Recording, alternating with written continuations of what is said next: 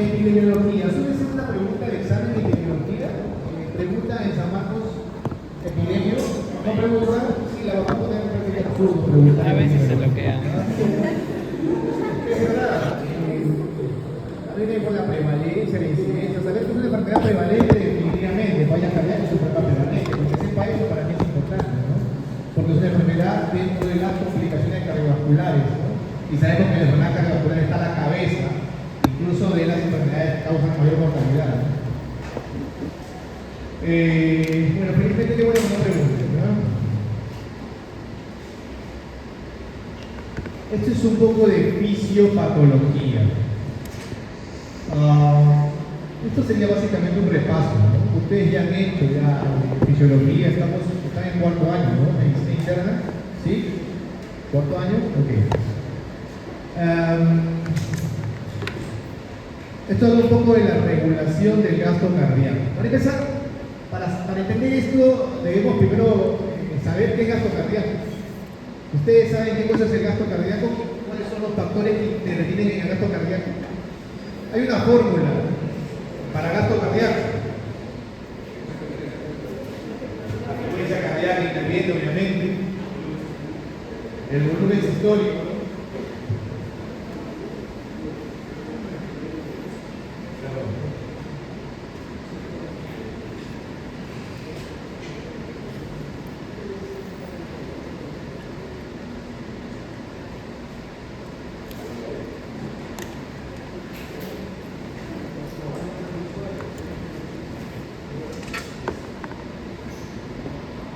Entonces, el gasto cardíaco está directamente asociado al volumen de stroke. O sea, es la cantidad de sangre que el corazón inyecta en un latido, ¿no? ¿Sí? Entonces, ¿cuánto se llena y con qué fuerza se va a contraer para poder inyectar esa sangre y poder satisfacer las necesidades de nuestro cuerpo? Eso es volumen stroke.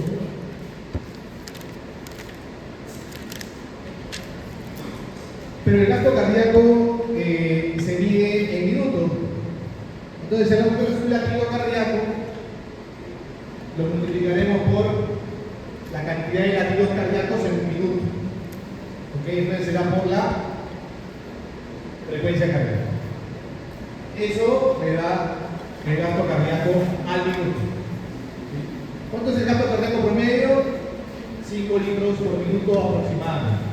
Entonces es litro minuto. Volumen litro, frecuencia cardíaca al minuto. Entonces, si hablo de volumen stroke, ¿qué componentes del gasto cardíaco o qué componentes, digamos, fisiológicos participan en el volumen stroke? Su nombre dice volumen, ¿no? ¿Qué cantidad de sangre se llena? ¿Y eso qué nombre recibe en cardiología? Precarga.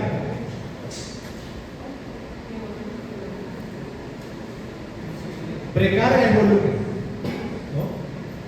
¿Quién afecta la precarga? Una hipovolemia por diarrea, deshidratación, sangrado, ¿ok?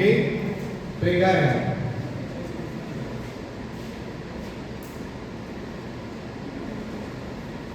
Entonces, la precarga es el volumen con el que se llena el corazón para poder luego expulsar la sangre.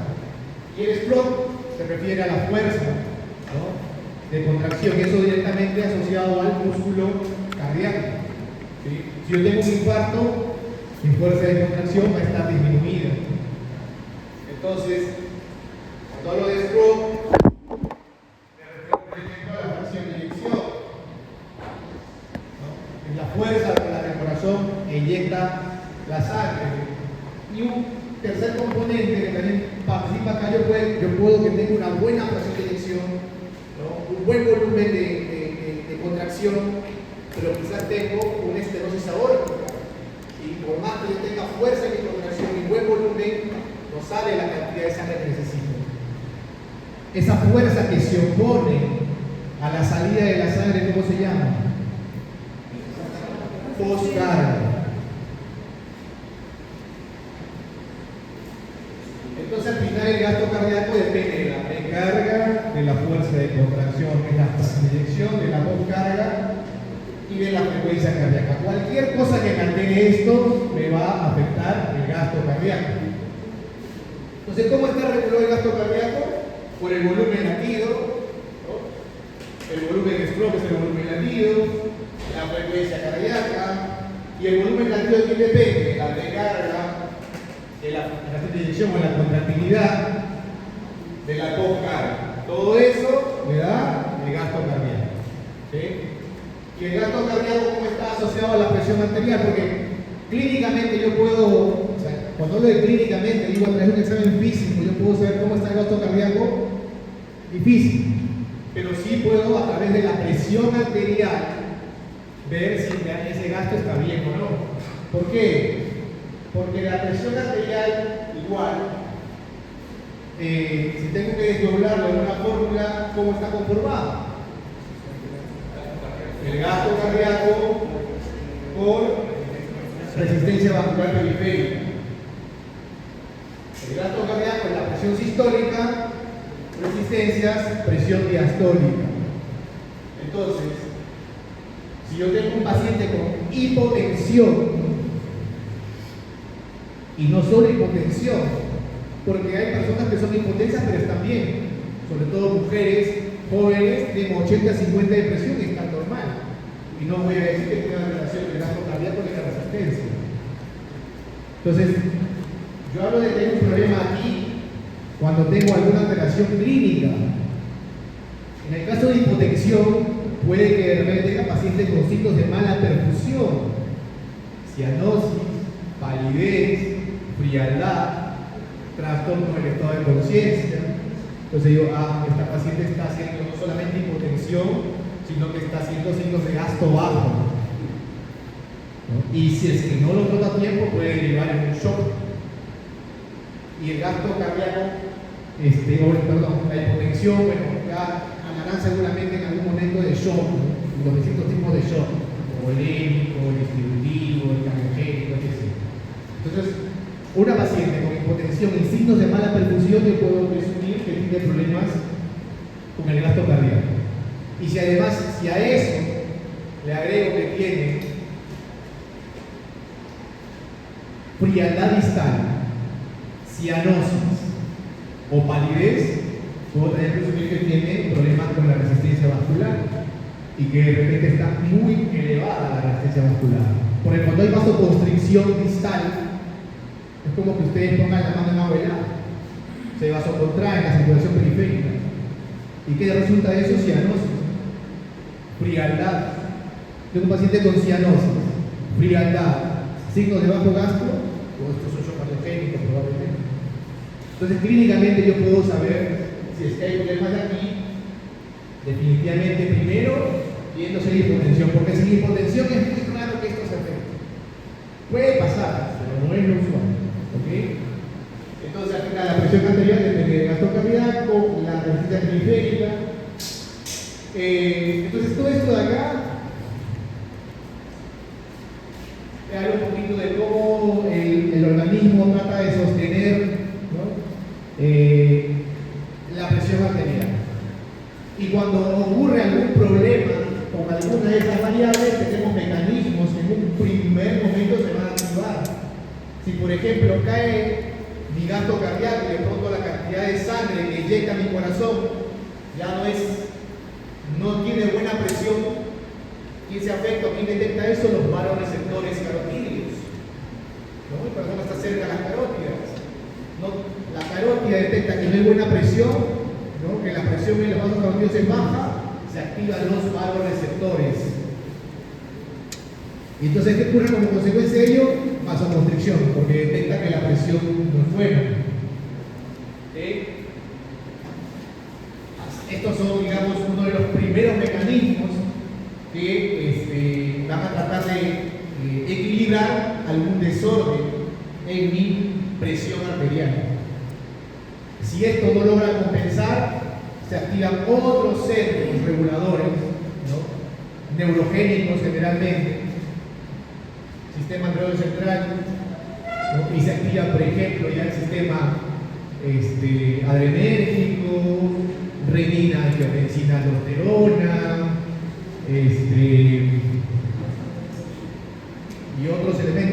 acuerdo, pero que son neurohormonales, hormona diurética, etc. ¿Ok?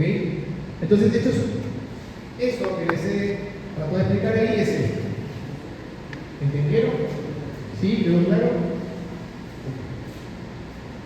Siguiente, y esto es importante entender, porque ustedes cuando hablen de falla cardíaca, sobre todo en el tema agudo, hay que identificar, falla cardíaca aguda hay distintos tipos de presentación.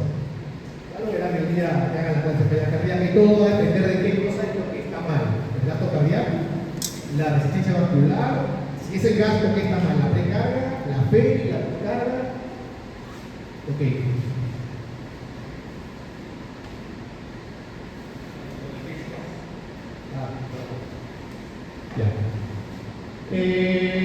Ya esto es lo que hemos hablado acá.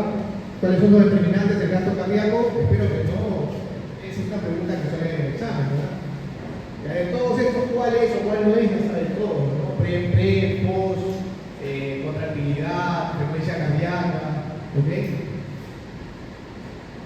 ¿Qué es la precarga? Pues la precarga es el volumen, ¿no? La capacidad que tiene el corazón para llenarse de sangre. Y no solamente depende de la precarga, porque también si un corazón es rígido, no se va a poder llenar bien. Pacientes mayores, por ejemplo, ancianos, 80 años, ¿no? Pacientes con enfermedades infiltrativas, tipo la amiloidosis, ese corazón ya no es distensible, es un corazón rígido. Puede tener buen volumen, pero no se llena. Entonces la distensibilidad también es un factor que va a promover un buen llenado cardíaco.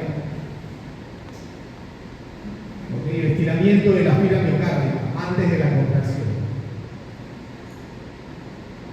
¿Y en qué momento obviamente alcanza su máximo estiramiento? Al final de la diástole, porque la diástole es el llenado, porque al final de la diástole alcanza el máximo estiramiento. Existe una ley, la ley de Frank-Stahlman, que debe haberla escuchado. En términos sencillos, las fibras miocárdicas son como una liga, ¿no? Que a mayor estiramiento pues, supone mayor contracción, pero hasta cierto límite, porque tú puedes estirar mucho, que terminas rompiendo fibras y ya no va a regresar a su estado habitual. Entonces, cuando el corazón también comienza a tener una sobrecarga de volumen, como puede ser, por ejemplo, una insuficiencia valvular aórtica, por ejemplo, que se llena de sangre en un primer momento, claro, el corazón se contrae bien y se contrae más con fuerza, pero luego se estira tanto que se rompen las fibras miocárdicas y ya pierde esa función de contractilidad.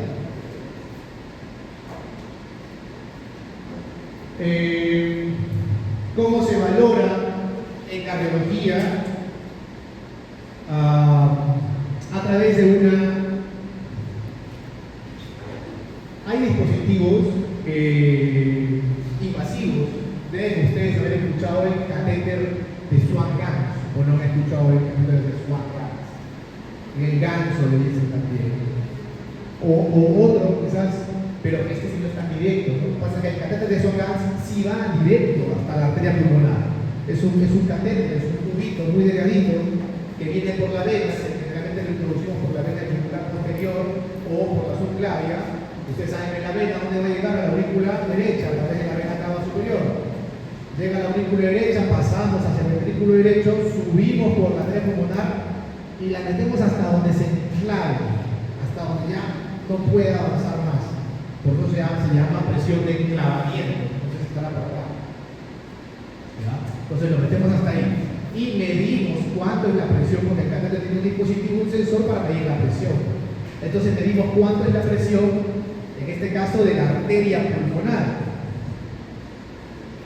Y la presión de la arteria pulmonar me va a dar de forma casi directa la presión de la aurícula izquierda.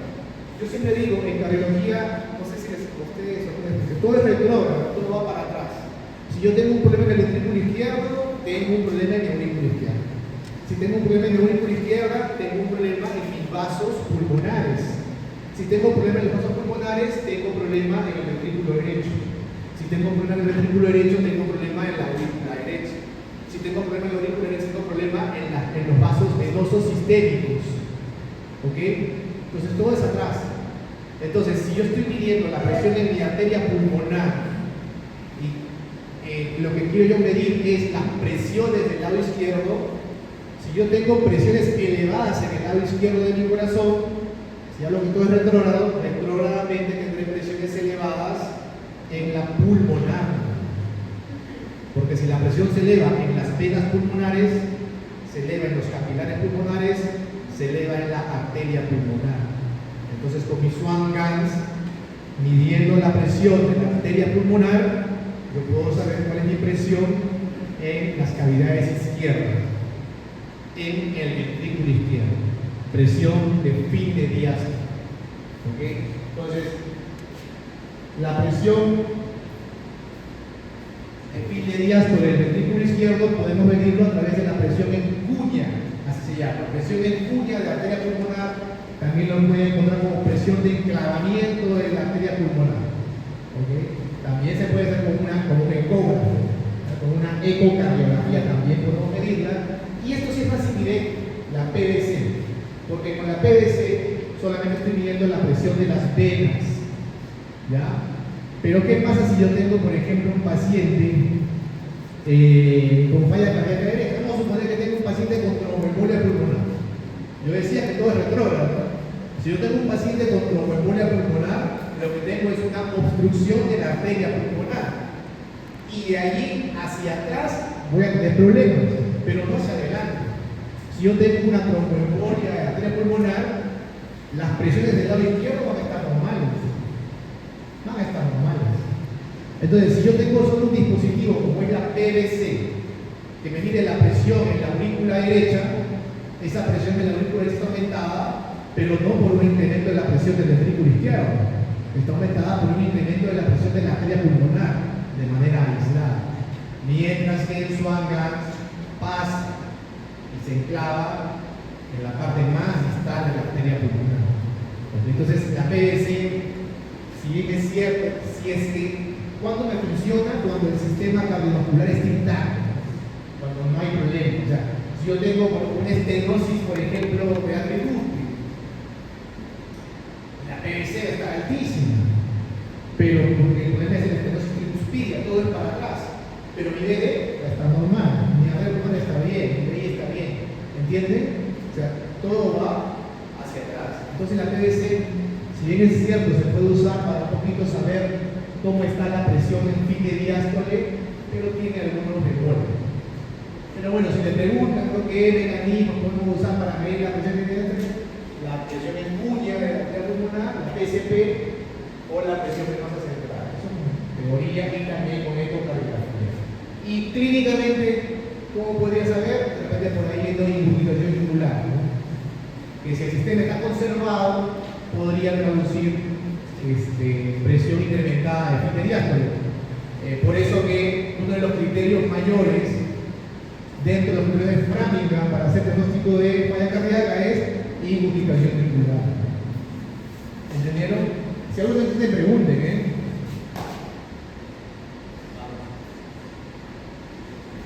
La poscardia, les dije, es lo que se opone a la salida de la sangre. Estenosis aórtica, por ejemplo, ¿no? ¿Qué otra cosa más? Una crisis hipertensiva, un incremento súbito de las resistencias vasculares, ¿no? Sistémicas, también incrementa la poscardia. ¿Okay?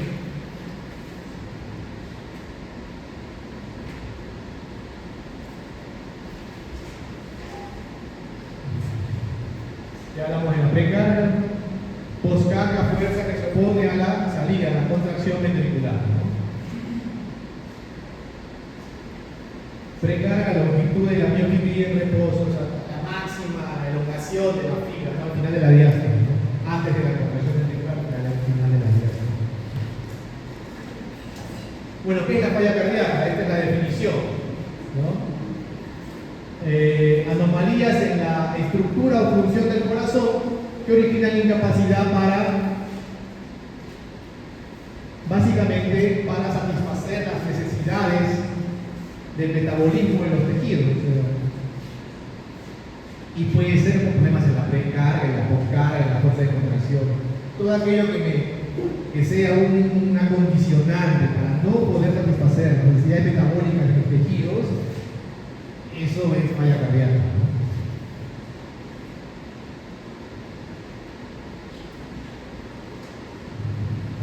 A ver si esto es importante.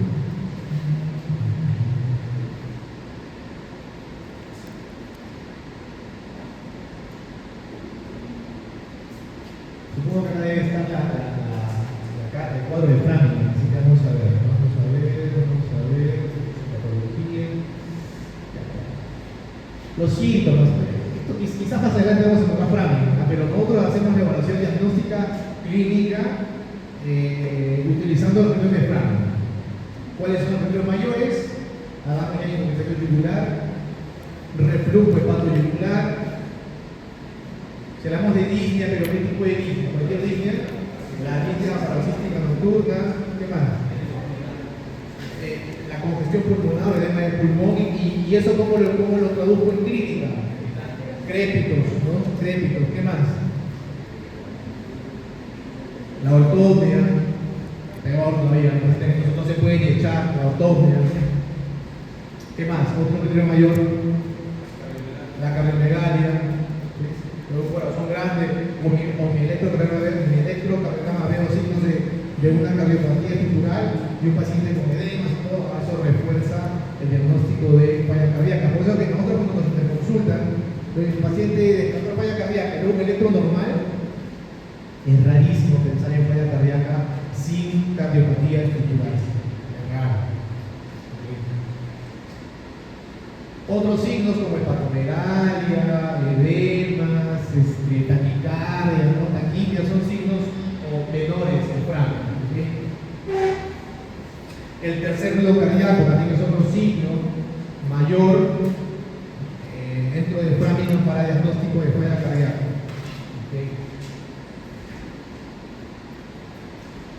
Y la elevación de péptidos natriuréticos. Esto es algo que se usa hace un tiempo, que en falla cardíaca se eleva, ¿verdad? Porque la falla cardíaca produce un incremento de las presiones de llenado. Al estar incrementadas las presiones de llenado, la distensión de las cavidades. Esa distensión es la que va a estimular la producción de péptidos natriuréticos, porque como su nombre dice, son natriuréticos. Tratan de eliminar el exceso de sodio y líquidos. Entonces, ¿cuándo ocurre eso? Cuando el cerebro detecta que hay sobrecarga de volumen. ¿Cuándo lo detecta? Cuando las cavidades de fondo del corazón comienzan a elongarse, a estirarse. Entonces ese incremento en el volumen de llenado que me estira la fibra miocárdica es la que va a estimular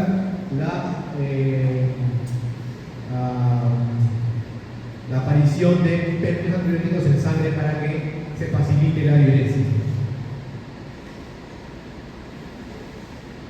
Fisiopatología, esto deriva de todo lo que hemos ya hablado, ¿no? Pero en este caso es una fisiopatología asociada a daño miocárdico, que no siempre es así. ¿Cuál es la causa más frecuente de daño miocárdico? El infarto. El infarto te produce un daño de miocardio.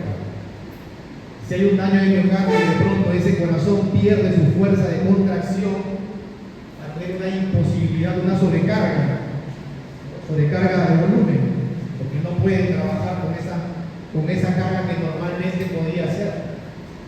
Si hay una sobrecarga hemodinámica de volumen, esto claro, no estamos hablando de fisiopatología de falla crónica, la sobrecarga de volumen al final nos va a dilatar las cavidades.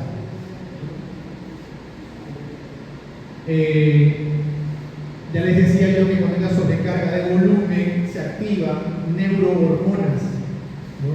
Péptidos natriuréticos, se activa el sistema renina-angiotensina, el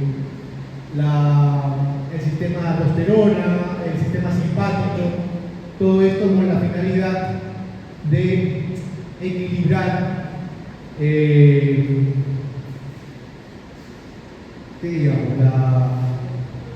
el gasto cardíaco. Porque si bien es cierto, a ver, uno puede decir, ¿no?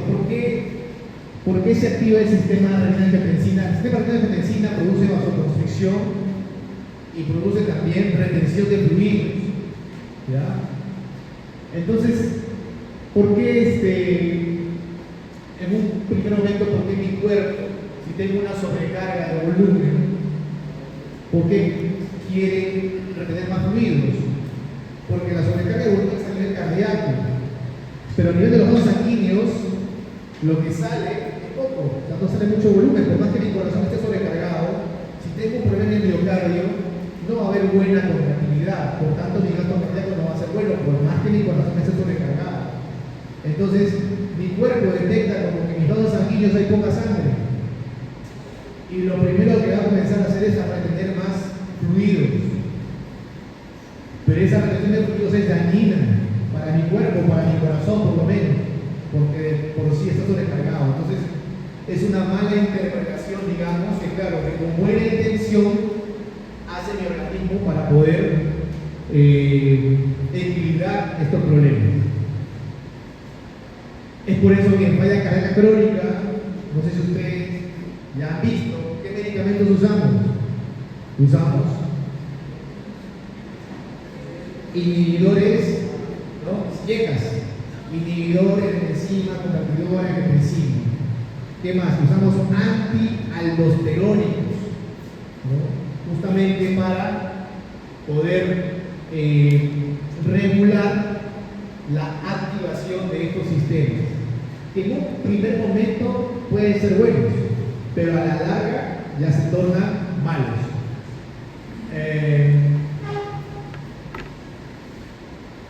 Entonces, el daño miocárdico me genera una alteración hemodinámica, sobrecarga de volumen, sobrecarga de presión.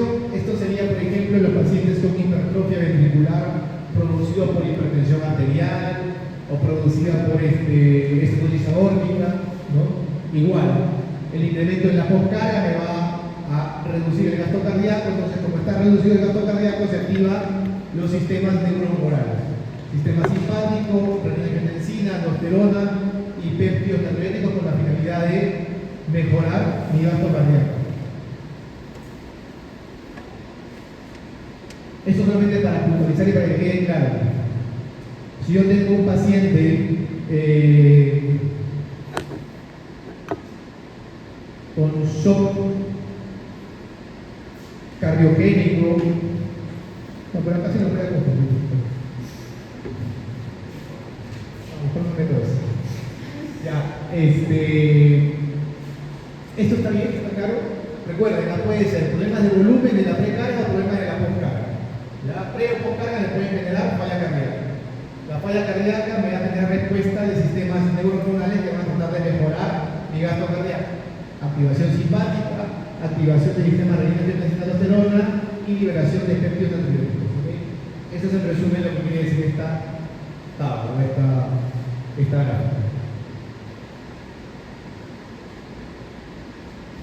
Esto es lo mismo de lo que hemos estado hablando, ¿no? Factores que me van a condicionar falla cardíaca, ya decía, la hipertensión arterial, con incremento en la poscarga, que de manera crónica me va a tener una falla cardíaca diastólica.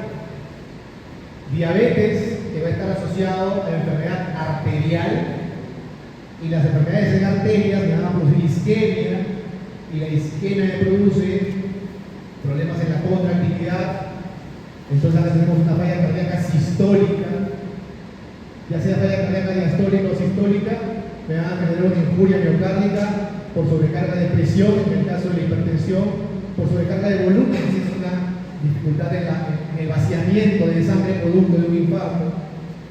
Se activan mecanismos compensatorios, sistemas renina-angiotensina-aldosterona, sistemas natriuréticos auriculares, sistema nervioso adrenérgico, ¿no? Y esto en un primer momento perfecto, pero a la larga me va a producir daños en el miocardio que van a condicionar a un remodelado cardíaco. Y para prevenir este remodelado, ya saben, lo que utilizamos es IECAS, ARAS, beta-bloqueantes, antialdosterónicos y últimamente los inhibidores de la SGLT2. ¿Esto está bien? ¿Está claro? ¿Sí? ¿Para pasar? Lo mismo.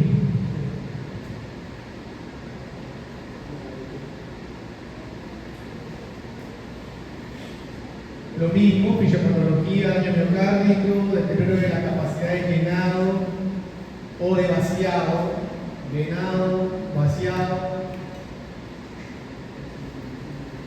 incremento de la presión telediastólica del VI, sobrecarga del volumen. Esta es la ley de Frank-Starling que le decía que es la que está directamente asociada a la precarga, ¿no? En un primer momento las fibras se van a elongar y eso es bueno, normal, para compensar cualquier problema que tenga el corazón, pero si se sigue elongando tanto la fibra, se van a romper fibras y ya no va a poder regresar a su estado normal.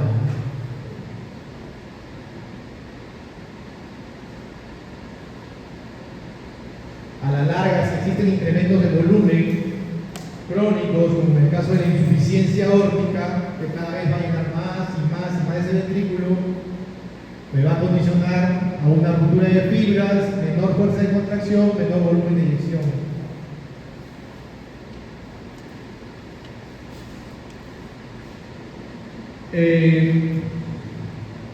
¿Cuál es la función del sistema simpático en el corazón? El principal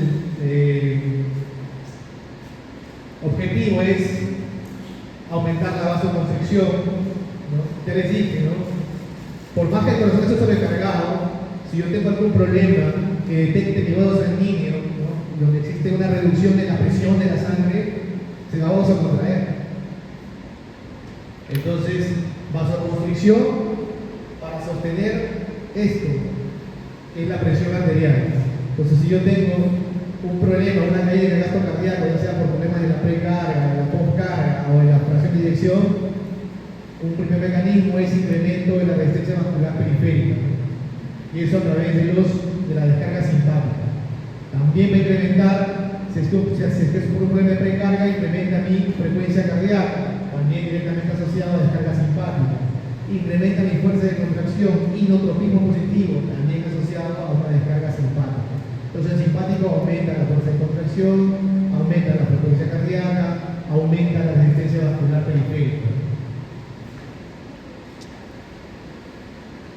Y cuando ya es insuficiente, activa el sistema renina-angiotensina como para pedir apoyo.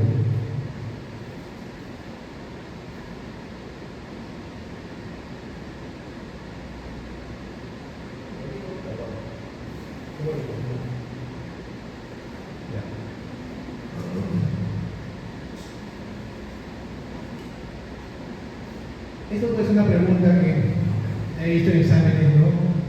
¿Cuál de estos sistemas es el que se activa en las primeras fases de la falla cardíaca? Sí, pues el sistema adrenérgico es el que se activa de manera inicial, ¿no? Entonces se activa en las primeras fases de la falla cardíaca. Los varoreceptores son los encargados de enviar la señal porque detectan que no hay presión en las arterias y envía la señal al cerebro para que se active este sistema. También quimiorreceptores, y lo que decía, ¿no? Aumenta la resistencia vascular periférica, es incremento de la frecuencia cardíaca,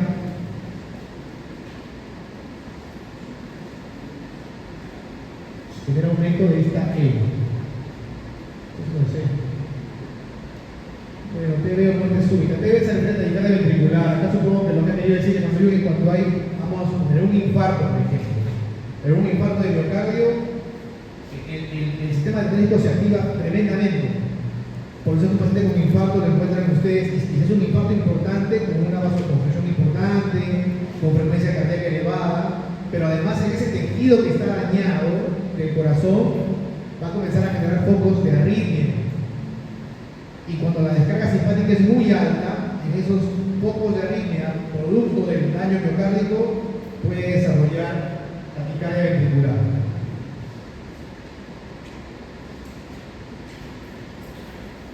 El otro sistema en activarse, como les decía, es el sistema renina-angiotensina.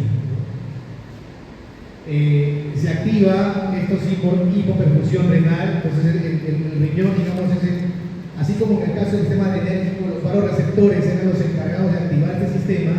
En el caso del sistema renina-angiotensina, pues son los receptores renales, ¿no? O sea, el riñón, a través de la arteria aferente detecta problemas en la perfusión renal, ¿no? Disminución de la concentración de sodio, porque claro, al haber menos volumen sanguíneo, también menos sodio que está perfundiendo por las arterias renales. Entonces, la disminución del sodio y la hipoperfusión renal y además la estimulación adrenérgica van a desencadenar la activación de este sistema. ¿Y qué produce este sistema adrenérgico-tensina? También vasoconstricción, ¿no? Al igual que el sistema adrenérgico, mayor retención de volumen, ¿sí? Por activación de la aldosterona, lo que se llama sistema renina-angiotensina-aldosterona, ¿no? Y también a nivel central, también hay mecanismos que van a comenzar a activarse para retener fluidos. Por ejemplo, la hormona diurética también es estimulada por el sistema renina-angiotensina.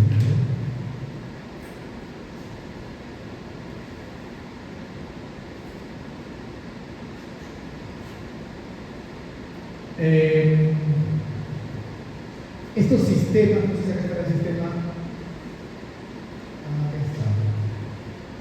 pero estos sistemas tienen receptores en las células del cuerpo. Y existen dos receptores principales, los receptores AT1 y los AT2. Los AT1, digamos, son receptores dañinos, ¿no? Porque estos son los que van a promover la mayor estimulación para la producción de aldosterona, que como ya les dije, va a comenzar a tener más líquido, y esa retención de líquido es mala para el cuerpo. Va a promover mayor estimulación de las catecolaminas, que también de manera crónica no es bueno, favorecen la fibrosis, ¿no? Mientras que los receptores AT2 más bien son beneficiosos para la falla cardíaca, ¿no? Activan las brancininas, que son vasodilatadoras, disminuyen la natriuresis, mejor dicho, estimulan la natriuresis y disminuyen también la fibrosis. Entonces, estos dos receptores son antagónicos, ¿sí? Entonces, cuando nosotros usamos, por ejemplo, los ARA, antagonistas de receptores ARA, no, perdón, es al revés. ARA2, antagonistas de receptores antagonistas de receptores de angiotensina 2. Esos, por ejemplo, los ARA2, ¿no? Los sartán, candesartán, valsartán, actúan sobre el receptor AT1. También hay que hacer preguntas sobre qué receptor actúan los ARA2, que son antagonistas de receptores de angiotensina 2. Esos actúan sobre receptores AT1, ¿no? Para bloquear estos mecanismos que van a causar daño al corazón y para liberar o dejar libre estos otros mecanismos que son buenos para el corazón.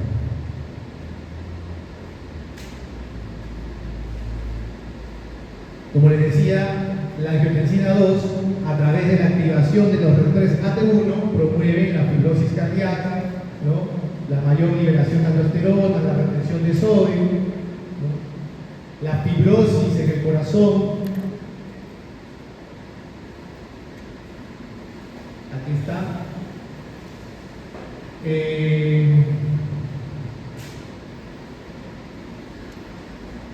Angiotensina 2 estimula la receptor AT1 y esto es lo que produce vasoconstricción, incremento del efecto de aldosterona, vasopresina, que es un vasoconstrictor, aumenta la descarga simpática.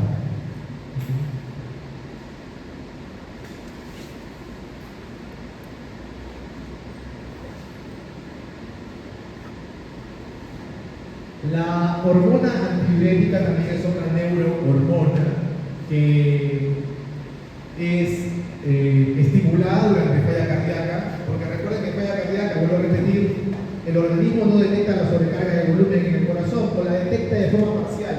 Lo que detecta es que no hay una buena cantidad de sangre circulando por nuestro cuerpo y por tanto trata de hacer todo lo posible para mejorar eso, aumentando la retención de volumen, hormona antidiurética, aldosterona, sistema renina-angiotensina, aumentando la vasoconstricción, ¿no? Descarga simpática y solamente hay una contraparte que es los péptidos natriuréticos que resultan de la dilatación de las cavidades. Entonces, digamos, hay 3 contra 1, hay un desequilibrio. ¿Sí? Hormona antidiurética, como es esta, promover la reducción de volumen, sistema renina-angiotensina, reducción de volumen y vasoconstricción, sistema simpático, predominantemente vasoconstricción, y el único que se contrapone a ellos es el péptido natriurético, pero resulta insuficiente para contrarrestar los efectos que a largo plazo dañinos te van a generar estos otros 3 sistemas.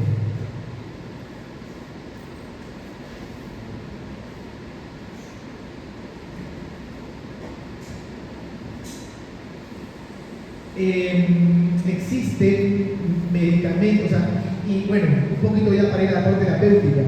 En el tratamiento, en la historia del tratamiento de la falla cardíaca crónica, como está bien establecido que estos 3 mecanismos, simpático, renina-angiotensina y antidiurética, son los responsables, digamos, del mayor deterioro de la falla cardíaca. Entonces, los medicamentos que se han ido desarrollando e investigando para mejorar el pronóstico de los pacientes son medicamentos que inhiben estos sistemas. Tenemos los beta-bloqueantes como inhibidores del sistema simpático, los YECAs o ARAs como inhibidores del sistema renina-angiotensina, los antialdosterónicos como la espironolactona como inhibidores de la aldosterona.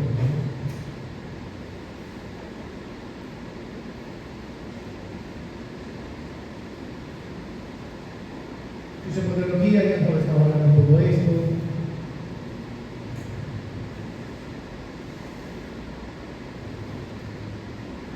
Como le decía, la contraparte, si lo que ocurre en una falla cardíaca crónica es incremento de volumen y vasoconstricción, ¿no? Las hormonas contrarreguladoras tratarán de producir vasodilatación y expulsar líquido. Las bradicininas, por ejemplo, son parte de esos mecanismos contrarreguladores. Vuelvo a repetir, el péptido natriurético también. Aquí está, péptido natriurético y bradicinina. Estos son los dos más importantes. Hay bastantes, pero estos son los más importantes. Bradicinina y péptido natriurético.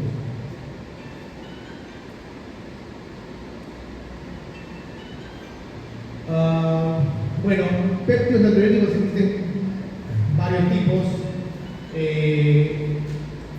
Digamos, los más investigados en cardiología están relacionados al péptido natriurético atrial, que es este de acá, que es el PREI, la B de péptido natriurético cerebral. Y también el de los dos, pero más el PBN, que es el péptido natriurético cerebral, que es este de acá, el EPN, ¿no? Que hoy por hoy incluso ya en las guías de falla cardíaca se aconseja utilizar de manera rutinaria para la evaluación del paciente con falla cardíaca.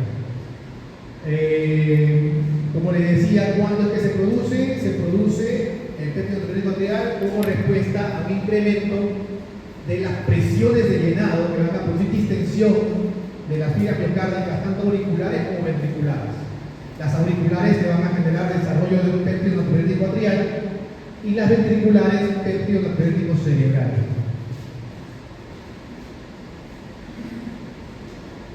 ¿Cuáles son las acciones de los péptidos natriuréticos? Definitivamente la natriuresis.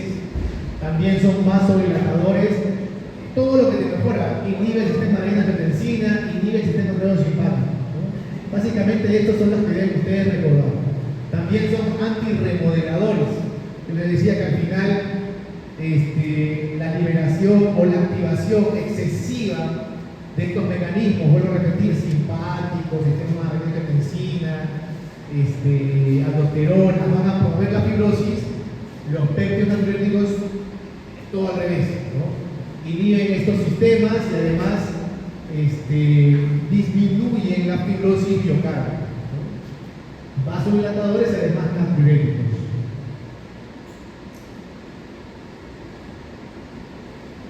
Péptido natriurético atrial, ya les decía, como respuesta a la dilatación auricular. Entonces se aumenta la dilatación en la aurícula, se detecta una sobrecarga de volumen de la aurícula y se activa el péptido natriurético atrial. El óxido nítrico, eso también es un vasodilatador muy potente, pero ese está sobre todo a nivel de los vasos sanguíneos, ¿no? Allí se encuentra. Esto de acá no voy a hablar, la verdad que esto no tiene mucho que ver con falla cardíaca, esto tiene que ver más con la síntesis de óxido nítrico en la vasculatura. Lo que tiene que saber el óxido nítrico es que es un relajante, es un vasodilatador y que también se activa como sistema contrarregulador a la activación del sistema simpático y renina, angiotensina, aldosterona. Hablábamos de las medicinas también, que son otros mecanismos contrarreguladores de la falla cardíaca, cuyo principal efecto es la vasodilatación.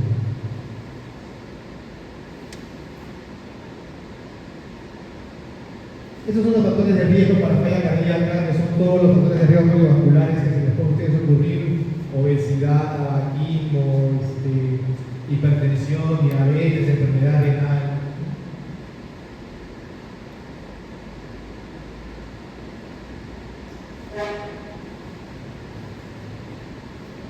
Estas son causas que desencadenan fallas cardíacas. Si hablamos, ¿cuál es la causa más frecuente asociada a falla diastólica? La hipertensión arterial. En segundo plano podría decir la estenosis aórtica. En el caso de la falla sistólica, el infarto de miocardio.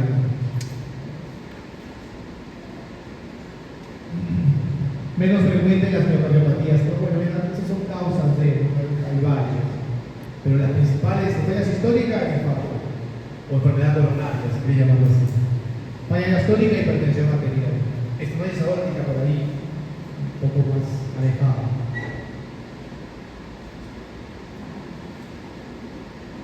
Nuevamente todas las causas. Dentro de las infiltrativas, las más frecuentes, amiloidosis de lejos, asociada a falla cardíaca.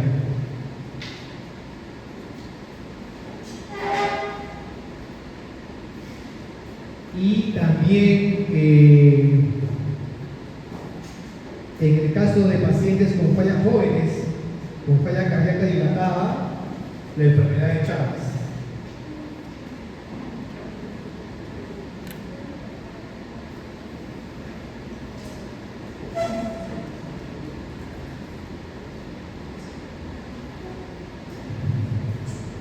Aquí hablamos de la falla cardíaca diastólica, ¿no? Falla cardíaca diastólica, la hipertensión arterial es la enfermedad más prevalente y se causa más común de falla cardíaca crónica. Claro, pero hablando de cualquier tipo de falla cardíaca. ¿Okay? Entonces, bueno, si la pregunta examen es así en general, ¿cuál es la causa más frecuente? Sí, pues la hipertensión, pero de falla diastólica. ¿Ya? Y la enfermedad coronaria de falla sistólica. Ya acá faltó diastólica, acá sistólica. El otro grueso son las enfermedades valvulares y las miocardiopatías.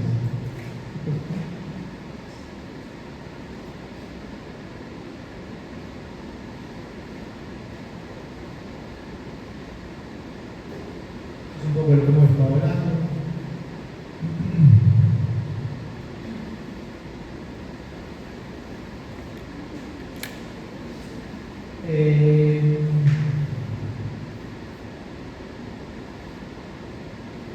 Falla cardíaca con gasto alto.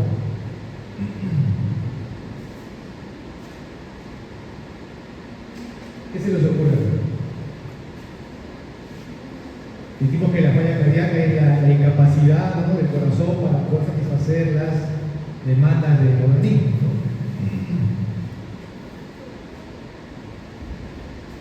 En general, esto va a estar asociado mucho a cualquier problema que te produzca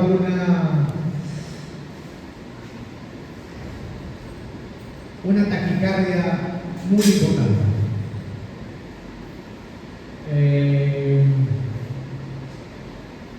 Muy típico, por ejemplo, es la tirotoxicosis, ¿no? Un paciente que viene con una tormenta tiroidea, por ejemplo, ¿no?, que llega con los valores de hormonas tiroideas súper incrementadas, y ya con una taquicardia tremenda. Incluso puede llegar a fibrilación auricular con frecuencia cardíaca de 180 o 200. Tú le das una ecografía, el paciente está hipotenso, está diafurento, con signos de mala perfusión. Sin embargo, le das una ecocardiografía y encuentras que la fuerza de contracción está bien, ¿no? Que más bien el gasto cardíaco sale alto. Entonces, el problema aquí es básicamente el tiempo de llenado, porque la frecuencia cardíaca tan elevada no te da tiempo a que ese corazón se llene de forma adecuada, se llena poquito, y lo poquito que se llena es lo que está botando o expulsando, pero claro, lo hace a una gran frecuencia cardíaca, que la frecuencia cardíaca, digamos, es lo que está tratando de compensar esa disminución del volumen, ¿no? Recuerden que el gasto cardíaco es volumen por frecuencia cardíaca. Como mi volumen está muy lento, mi frecuencia cardíaca está muy elevada en la tirotoxicosis. ¿Cuál creen ustedes que es el tratamiento para un paciente con hipotensión? Fármaca, fibrilación auricular con respuesta alta, asociado a un episodio de tirotoxicosis. Este paciente está como 80, 50, 70, 40 de presión arterial. Es más, está con sobrecarga de volumen, porque no lo puede inyectar todo, hace congestión por una falla cardíaca, pero está con el gasto alto. ¿Qué harían ustedes? Hipotencia. Tirotoxicosis. ¿Ah? ¿Qué se les ocurre? Si el problema de este momento que es con la frecuencia muy alta, muy elevada, utilizar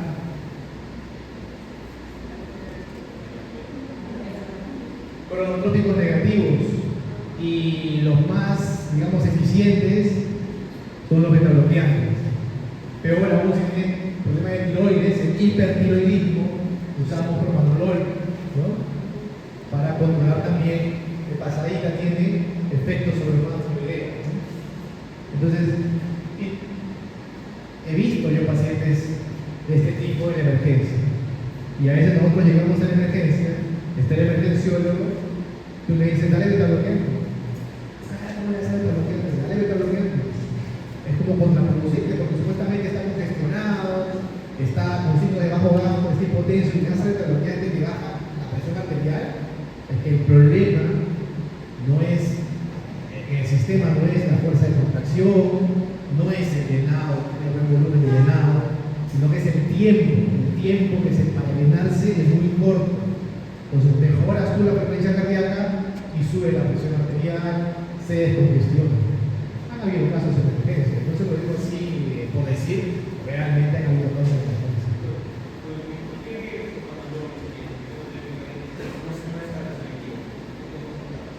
No, es que no estamos hablando acá de un paciente con problemas en la contracción ventricular.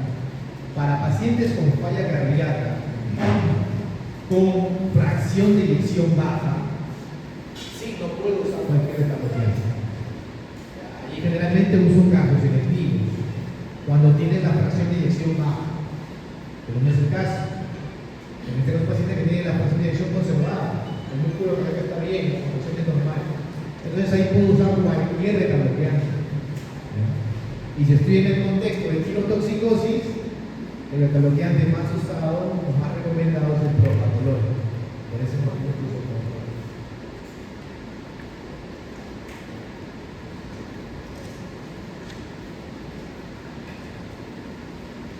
En septicemia, ¿qué ocurre? Hay una inflamación tremenda, y la inflamación generalmente produce vasodilatación.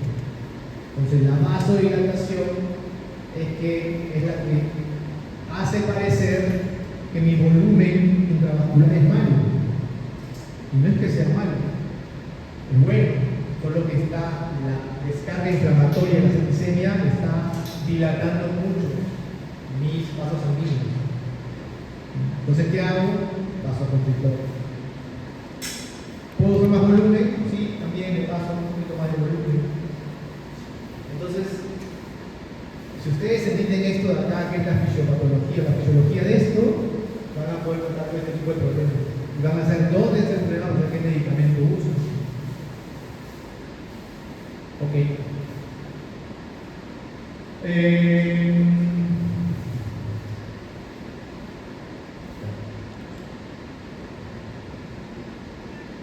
Clasificación de falla cardíaca.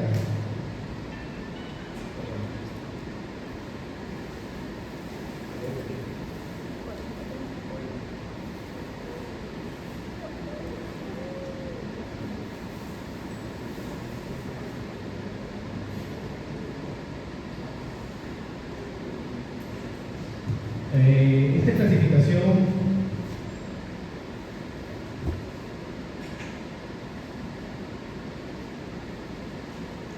básicamente la clasificación es falla cardíaca aguda y crónica, ¿no? Así que esto no creo que les pregunto también. Digamos, será una forma de clasificar la falla cardíaca, ¿no? Pero básicamente es en aguda y crónica.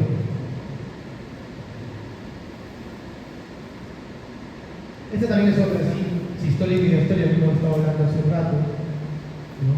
La sistólica, ¿cuánto es la fracción de eyección? ¿Sí han escuchado qué es la fracción de eyección?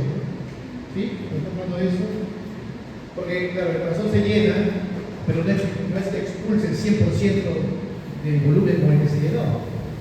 Deja un poco, se expulsa un porcentaje de ese volumen. Entonces, ese porcentaje generalmente es más del 50%. Cuando el corazón se llena y expulsa más del 50% del volumen con el que se llenó, es una frecuencia normal. Entonces, pero existe una penumbra, digamos así, entre 40 y 50% en que decimos, todavía no está tan mal. Es como la frecuencia cardíaca. Bradicardia por debajo de 60, pero hay pacientes de altura que tienen 42 de frecuencia cardíaca y no por eso está mal. Entonces, digamos, hay una zona o un rango permisivo, ¿no? Entonces, entre 40 y 50 decimos, está un poquito bajo, pero tampoco no como para que le produzca mucho problema. Pero si ya está por debajo de 40, ya hablamos sí de falla cardíaca sistólica. Entonces, si tengo un paciente después de falla cardíaca con fracción de eyección de 50 o 48%, no califica todavía como una falla cardíaca sistólica, ¿ya? También se le conoce como falla cardíaca con FEBI reducida. También se le dice así. Falla cardíaca FEBI reducida, y ahí es donde prefiero usar betabloqueantes cardioselectivos como Liso, Meto, Cardio, Vilor. Y falla cardíaca diastólica es aquel pues, que tiene una FEBI preservada. FEBI preservada hablamos cuando está por encima del 50%. Como le dije, entre 40 y 50 es una zona de penumbra. Entonces, falla cardíaca reducida por debajo de 40, preservada por encima de 50, pero entre 40 y 50 podemos considerarlo como preservada todavía. Pero técnicamente es por encima de 50.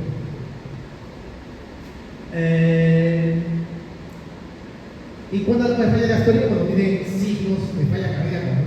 Paciente que tiene disnea, esfuerzo, paciente que tiene congestión, ¿no? Paciente que tiene más periféricos, ¿no? Y no tiene una presión de eyección baja, digo, es una falla diastólica con FEBI preservada.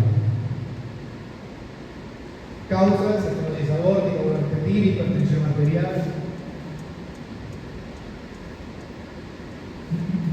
Estas son las aquí un poquito, casi como de Framingham, ¿no? Signo de falla cardíaca izquierda. ¿Cuál es un signo capital? Hablando, si tenemos que desdoblar el corazón en dos partes: corazón izquierdo, corazón derecho. ¿Cuál es un signo así que me dices, este signo es de falla izquierda y no es de falla derecha? Claro. En general la congestión pulmonar, porque recuerden que todo es retrógrado. Entonces, si yo corto mi corazón derecho e izquierdo, ¿ya? Si mi ventrículo derecho falla, no va a afectar a mis vasos pulmonares. Pero si mi ventrículo izquierdo falla, sí va a afectar a mis vasos pulmonares. Entonces, la congestión pulmonar, que no está acá, edema V1 es un signo de falla izquierda. Entonces, yo tengo un paciente con signo de falla cardíaca en emergencia o en la hospitalización y está con crepitantes, falla izquierda. Si no tiene crepitantes, pero tiene, por ejemplo, inmunización yugular, hepatomegalia, edemas, esta es falla derecha aislada probablemente. Y si tiene ambas, tiene congestión, ¿no? Y tiene el signo de falla derecha, es una falla cardíaca en general, ¿no? Y aquí otra pregunta que yo se me hace, ¿cuál es la causa más frecuente de falla cardíaca derecha? La falla cardíaca izquierda. La falla derecha, todo lo que va hacia atrás. Entonces, incultación yugular, reflujo hepatoyugular, edemas periféricos, hepatomegalia, dolor, por hepatomegalia.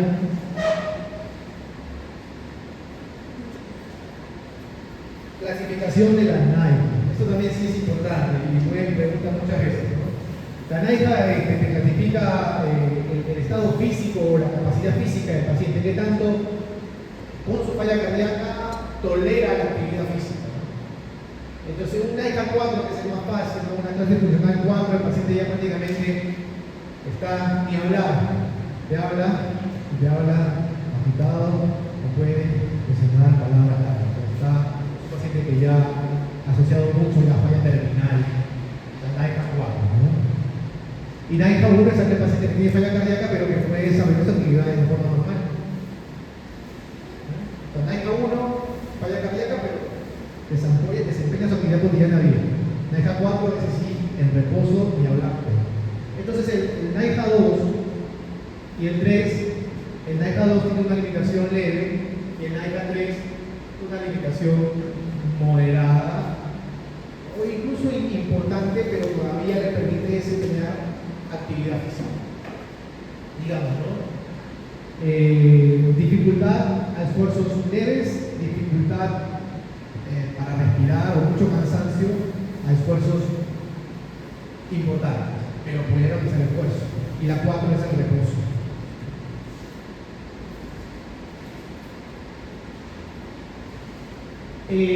Esto es una clasificación funcional. Recuerden que la NAIHA es funcional, valora la capacidad física y también obviamente el pronóstico. En el caso del NAIHA va de la mano, mientras mayor NAIHA, peor pronóstico, ¿no?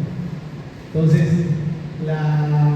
esta de acá es más bien una clasificación, digamos, anatómica o estructural, porque tenemos falla cardíaca. El estadio A, en todo caso, el estadio A me habla de factores de riesgo. Es un paciente que no tiene todavía signos ni síntomas de falla cardíaca, pero tiene factores de riesgo. Entonces, también pregunta esto, ¿ya? La clase A o el estadio A, esta es la clasificación canadiense, ¿ya? El estadio A me dice que es un paciente con hipertensión, con diabetes, con enfermedad coronaria, pero que todavía no ha desarrollado falla cardíaca.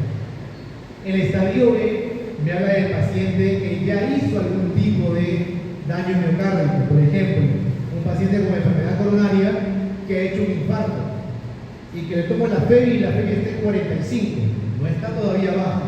Y como está en 45 todavía no tiene síntomas, pero sí ya hay un daño.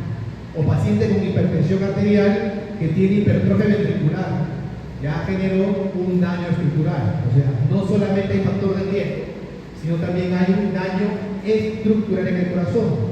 Paciente con insuficiencia valvular y encuentra un corazón dilatado, pero todavía no tiene signos de falla cardíaca. Entonces, hasta el estadio B no hay signos ni síntomas de falla cardíaca. Estadio A, factores de riesgo. Estadio B, daño estructural. Estadio C ya son signos de falla cardíaca. Es el daño estructural más los síntomas, ¿no? Aquí en este paciente con estadio C podremos clasificarlo estadio C, NAIHA 2, estadio C, NAIHA 3, ¿no? Aquí ya tiene síntomas, pero quiero ver si sus síntomas son clase funcional 2, clase funcional 3. Y en el estadio D este es el paciente ya prácticamente terminal, ¿no? Enfermedad avanzada y solamente va para trasplante cardíaco, ¿okay? Entonces esto es según si la presencia presencia o no de cardiopatía estructural. ¿Okay? Es lo que les decía.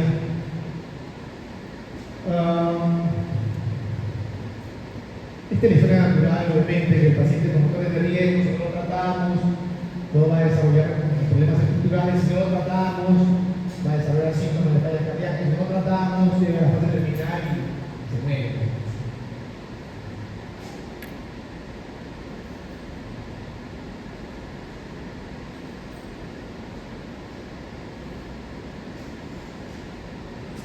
Esto quizás es importante acá. ¿Cuáles son las estrategias terapéuticas según cada estadio? En el estadio base de factores de riesgo, básicamente es control de factores de riesgo. Si es hipertenso, tanto la hipertensión, si es diabético, tanto la diabetes, si es coronario, tanto la enfermedad coronaria. Si ya me desarrolla daño estructural, igual, debo ser más agresivo simplemente en el control de factores de riesgo, que algo estoy haciendo mal. Pero ya en el estadio C, donde ya hay signos y síntomas de falla cardíaca, sí puedo usar algunos medicamentos. Están activos yetas, los beta-bloqueantes, los antialdosterónicos, los inhibidores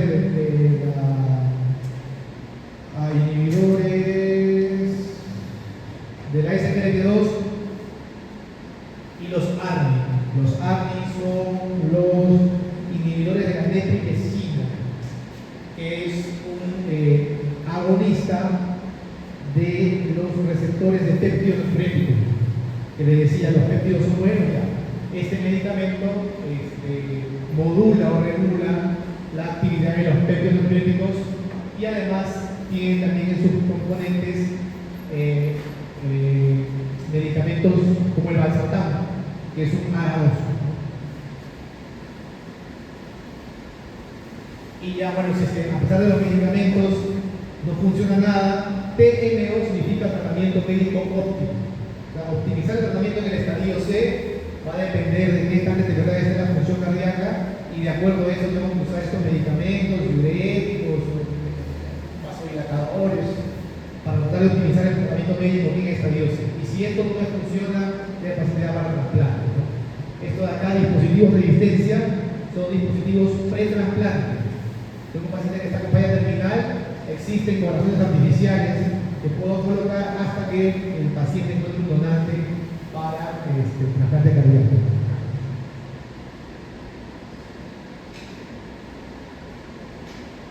Esto es lo que le decía según la FEBI por debajo del 40%, hablamos de FEBI reducida.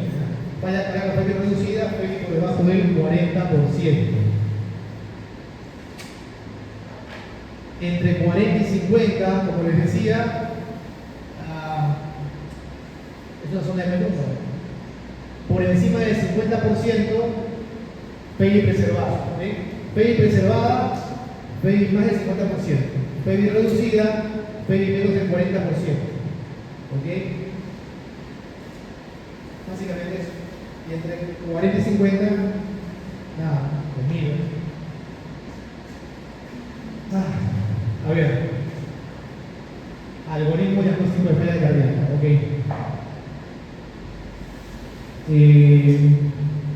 ¿Cómo hacemos el diagnóstico de falla cardíaca? Obviamente, signos y síntomas, ¿no? ¿Cuáles son los signos de falla cardíaca? La línea, ¿no? La ortomia, el edema, inculcación yugular, reflejado yugular, tercer ruido, o sea, todo eso busca un paciente con falla cardíaca. Si yo encuentro ortomia, por ejemplo, es muy probable que tenga falla cardíaca, porque no es la única causa de ortomia. Así que de todas maneras tengo que ayudarme con algún otro estudio o análisis. Les decía acá que la falla cardíaca está asociada a problemas estructurales. Les decía al comienzo que un electro normal es difícil pensar en falla cardíaca. Entonces un electro es importante. Entonces el electro me va a determinar hallazgos asociados a cardiopatía estructural. Y más aún, mejor aún, la ecocardiografía. Me va a determinar si tiene o no cardiopatía estructural y me va además a clasificar la falla cardíaca en FEBI baja, perdón, FEBI preservada o FEBI reducida. Pero últimamente, digamos en los últimos 10 años o 15 quizás, 10 de repente, ha aparecido esto, ¿no? El péptido natriurético cerebral. que le decía que en falla cardíaca está muy elevado. Como se distienden las cavidades del corazón, se activa mucho la liberación de péptido natriurético cerebral.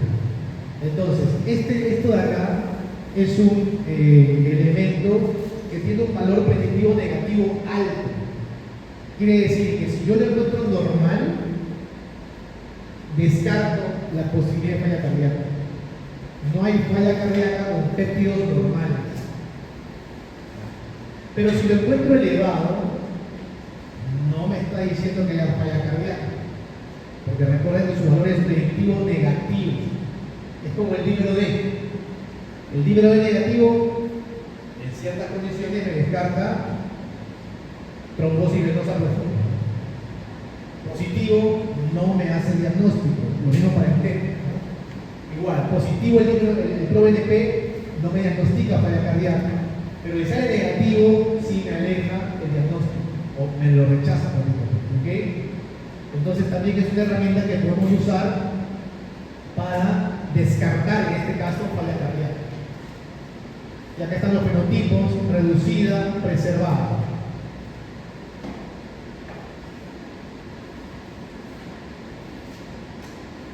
El diagnóstico, como les decía, es síntomas y signos, ¿no? Framingham. Framingham es la herramienta que usamos desde siempre para el diagnóstico de falla cardíaca. Ya la ecocardiografía, el electro, el ProBNP son para, digamos, ajustar más el diagnóstico, ver qué tipo de falla cardíaca es, histórica, diastólica, fe baja, no, valvular, etc. Aquí están los que hablábamos de Framingham, que también se suele preguntar cuáles son los criterios generales de Framingham, cuáles son menores, porque es importante que ustedes sepan y deben aprender, o por lo menos saber cómo hacer el diagnóstico para que entren a su celular y se vean.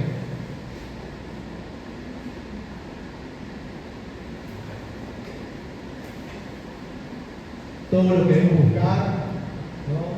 Estertores, edemas, auscultación cardíaca, porque tengo una arritmia cardíaca también, en un paciente con disnea y edemas, es más probable que tenga falla cardíaca. Ritmo de galop, es el tercer ruido, soplos, ¿no? Entonces mi auscultación cardíaca va dirigido a eso, a buscar los signos o síntomas que están señalados en Framingham.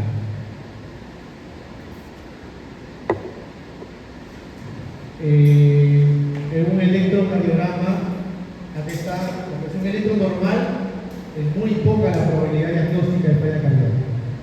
¿Okay? Electro normal, poco probable diagnóstico de falla cardíaca. Y podemos encontrar miles de alteraciones en el electro, signos de hipertrofia ventricular, arritmias, signos de sobrecarga, signos de isquemia, de necrosis, voltajes bajos, un montón de cosas que... El tema es que es un electro anormal. Que es un electro anormal, y además tiene signos y síntomas de falla cardíaca, la probabilidad es alta de que tenga falla cardíaca. Es un electro normal, aleja la persona. Esto es un electro muy fácil de interpretar. ¿Qué quiere hacer? ¿Cómo está mi salud? En la mañana, ¿con quién estuve? ¿Cómo está? ¿Cómo está? ¿Quién fue? Ya, está fácil. A ver.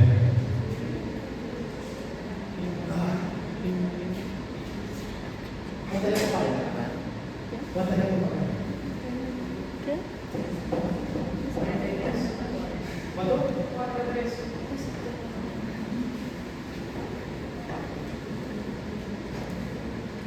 A ver, esto es un trazado normal, ¿no? Onda P, segmento PR, dependiendo de la derivación, podemos encontrar una pequeña onda Q, con onda R,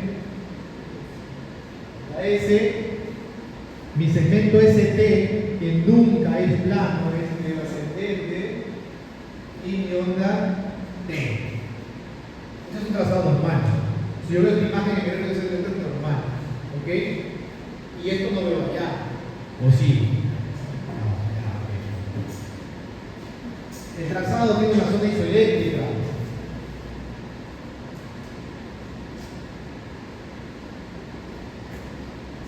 ¿Ya? ¿Por dónde va mi segmento PR? Y lo que llamamos el punto de unión entre la onda S y el segmento ST. Esto se llama punto J. ¿Sí? Entonces, ¿qué es lo que yo veo ahí? Tengo que graficar. Vamos a graficar esto acá. ¿Okay? Tengo una primera onda, que es esta, chiquita, ¿la ven? ¿Ah? ¿No? Esta. Esa es la onda P. Luego que viene una onda grandota, que es mi onda R probablemente, baja y luego sube, ¿no? Y me sale otra onda P y así sucesivamente. ¿Qué ha pasado acá? Tengo mi onda P. El segmento PR está muy pequeñito y está prácticamente unido a mi complejo QRS. Mi onda R está formando, pero no baja a la parte isoeléctrica y de pronto viene el ST, o sea, el punto J, que es este de acá. Si yo trazo mi isoeléctrica, está súper alto, ¿no? Entonces, ¿qué tengo? Tengo una elevación del punto J, o también, como le decimos, elevación del segmento ST. Y cuando yo les hablo de elevación del segmento ST, ¿en qué pienso? Inmediatamente en un infarto ST elevado. Entonces es un paciente con un infarto ST elevado.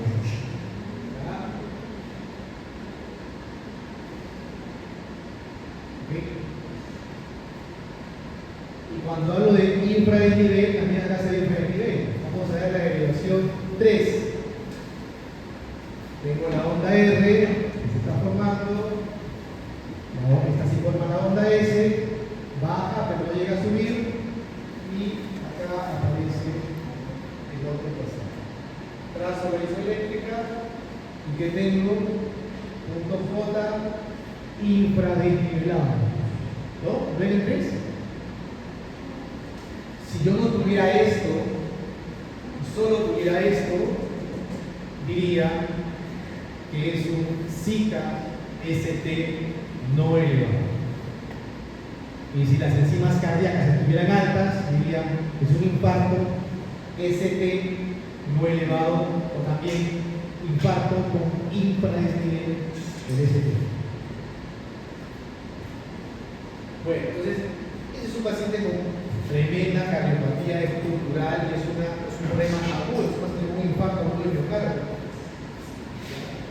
En el contexto de ST elevado, yo no necesito hacer enzimas cardíacas, o sea, si bien es cierto, tengo que pedirlas, pero no necesito hacer enzimas cardíacas para darles un infarto. ¿Ya?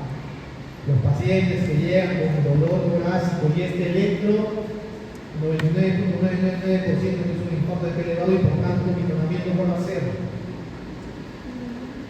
Doctor, ¿qué se refiere? Exacto, reperfusión. Reperfusión farmacológica o invasiva. ¿Ya? Farmacológica con pirinolíticos o invasiva con un cateterismo cardíaco. Ok. El diagnóstico de la falla cardíaca, bueno, ¿qué cosas usamos? ¿Qué herramientas? ¿No? Radiografía de tórax para ver cardiomegalia, para ver congestión pulmonar.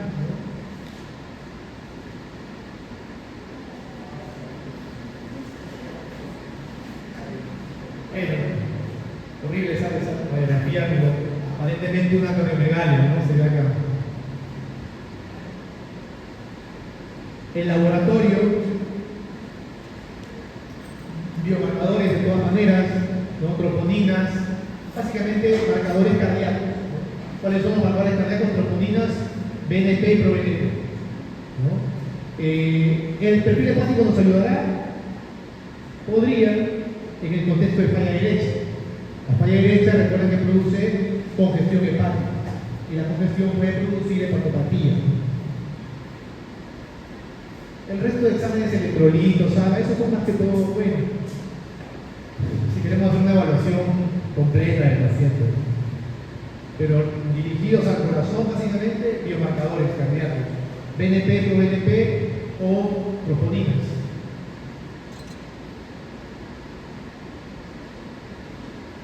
Aquí está lo que hemos hablado. Lo que decía, péptido natriurético excluye enfermedad cardíaca. BNP proBNP negativo excluye enfermedad cardíaca. Ahora, esto lo hacemos generalmente ante duda diagnóstica, porque recuerden ustedes que hay errores de laboratorio. Entonces, si yo tengo un paciente que viene con un infarto ST elevado, viene con congestión pulmonar, incubilación ventricular, desaturada, ecocardiografía de una FEBI 20%, y me sale proBNP negativo, ¿qué? ¿No falla cardíaca? Ese es un error de laboratorio. Les digo porque también, aunque les parezca esto medio tonto, en emergencia, como mucho, yo tengo acá 20 años y he visto horrores en emergencia, ¿sí?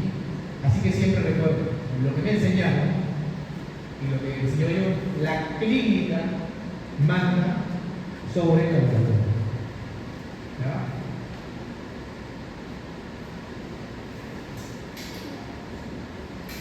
Una elevación persistente del proBNP es un mal pronóstico, porque quiere decir que no estoy logrando controlar las presiones de las cavidades. Las cavidades siguen con mucha presión, a pesar de que siendo el diurético, siguen con mucha presión. Entonces el proBNP también, aparte de descartar el diagnóstico, puede funcionar como seguimiento. Entonces yo le hago un seguimiento a mi paciente, tiene 3.000, en el siguiente control está 4.000, a pesar de tratamiento está subiendo 6.000, a veces está yendo mal.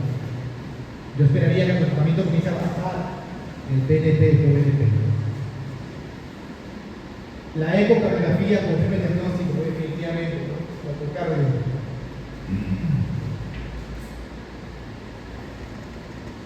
Ajá, ¿qué es esto? ¿Quién sabe? Una ecocardiografía, ¿no? Ya, pero ¿qué eco? ¿Qué es esto de acá? Es el ventrículo izquierdo, ¿ya? ¿Por qué el corazón está así de cabeza? También se puede colocar en la máquina al revés, pero ¿por qué? Porque recuerden ustedes que el paciente está así, echado, ¿no? ¿Ustedes han pasado la ecografía? Se echa el paciente y yo coloco el transductor. Esta es una vista de acá, por ejemplo. Mi corazón tiene esta posición, está así, con la punta del corazón dirigida hacia abajo. Entonces, ¿qué es lo primero que toca mi transductor? La punta del corazón. Entonces voy a ver primero los ventrículos y después las aurículas. Por eso que la punta del transductor está acá. Por eso que veo mis ventrículos y luego la aurícula. Existe un mecanismo para cambiar la imagen. Ya nos acostumbramos a verlo así. Es por eso que sale al revés, volteado. Entonces, esto es mi ventrículo izquierdo, que es más grande que el ventrículo derecho.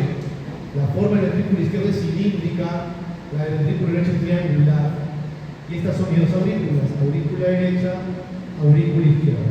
Septum interventricular, septum interauricular. Esto que se da acá, una válvula que se ve mejor. Válvula, ¿qué válvula sería? ¿Ah? Mitral izquierda. Y esta válvula de acá, ricúsculo, ¿no? Okay. Entonces lo que ha querido seguramente mostrar el doctor Escobedo es esto, ¿no? Que acá se ve como una dilatación. O sea, acá hay pared, ¿ves? Esta es pared muscular y acá está adelgazadísimo.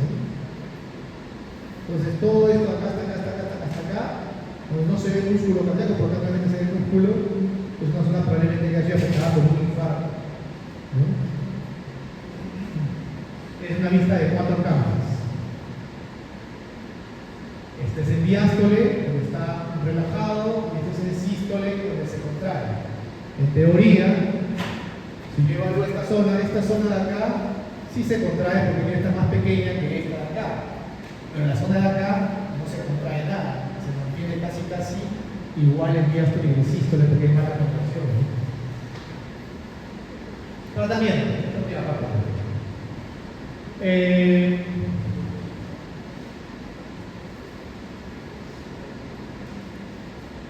Como yo les decía, lo que tenemos que hacer o lo que se busca es bloquear la activación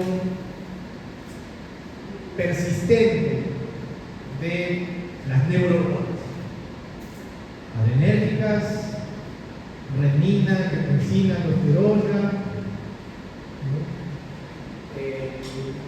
promover activación de péptidos natriuréticos. Entonces, en eso se basa el tratamiento. Entonces, ¿qué usamos? Pero todo esto funciona o ha demostrado, tiene mucha evidencia en falla cardíaca con FEBI reducida, pero en la falla cardíaca sistólica. En la diastólica no hay mucha evidencia, pero en la sistólica sí, sobre todo en aquella que tiene la fricción de eyección por debajo del 40%. ¿Y qué medicamentos podemos usar? Aquí están los YECAS. En el caso de YECAS, cualquier YECA, enalapril, captopril, lisinopril, ramipril, inapril, tramdolapril, ¿qué otro YECA más? ¿Ya? El caso de YECA es efecto de clase, como decimos. O sea, cualquier YECA, cualquiera que funcione en falla cardíaca con fallo reducido. ¿Ok? Si no queremos usar YECAS, también los ARAS son otra buena opción. Los ARA2, que actúan a qué nivel? A nivel de receptor, AT1 o AT2. AT1. ¿Okay? Entonces, ¿qué ARA2? Para el caso ARA2 no son todos los ARA2, son solo 3 ARAS. ¿Y ahora por qué? La verdad que no se sabe. Funcionan todos los YECAS, pero no todos los ARAS. Uno, el valsartán. Otro, el candesartán. Y otro es el losartán. Solo esos 3 A's funcionan en falla cardíaca con FEBI reducida. Es decir, si tienes un paciente con falla cardíaca con FEBI reducida, le metes olmesartán, no ha demostrado olmesartán con esto. Valsartán, candesartán, losartán. Otra alternativa, además de YECAS o ARAS, que están en la misma línea, los ARNI, ¿no? Que son los inhibidores del receptor, el NEP y el SIG. Estos que mejoran la concentración de péptidos natriuréticos en el organismo. Ahí tenemos, por ejemplo, la marca presente es el 3, que no me acuerdo el nombre genérico. Esos también están a la par de los YECAS, ARAS o ARNIs. Hoy por hoy te promueven buscar un poquito más los ARNIs. El tema es costo, cuesta mucho. Comparado con un YECA, que sale 10 céntimos, se van a que cuesta más 10 soles.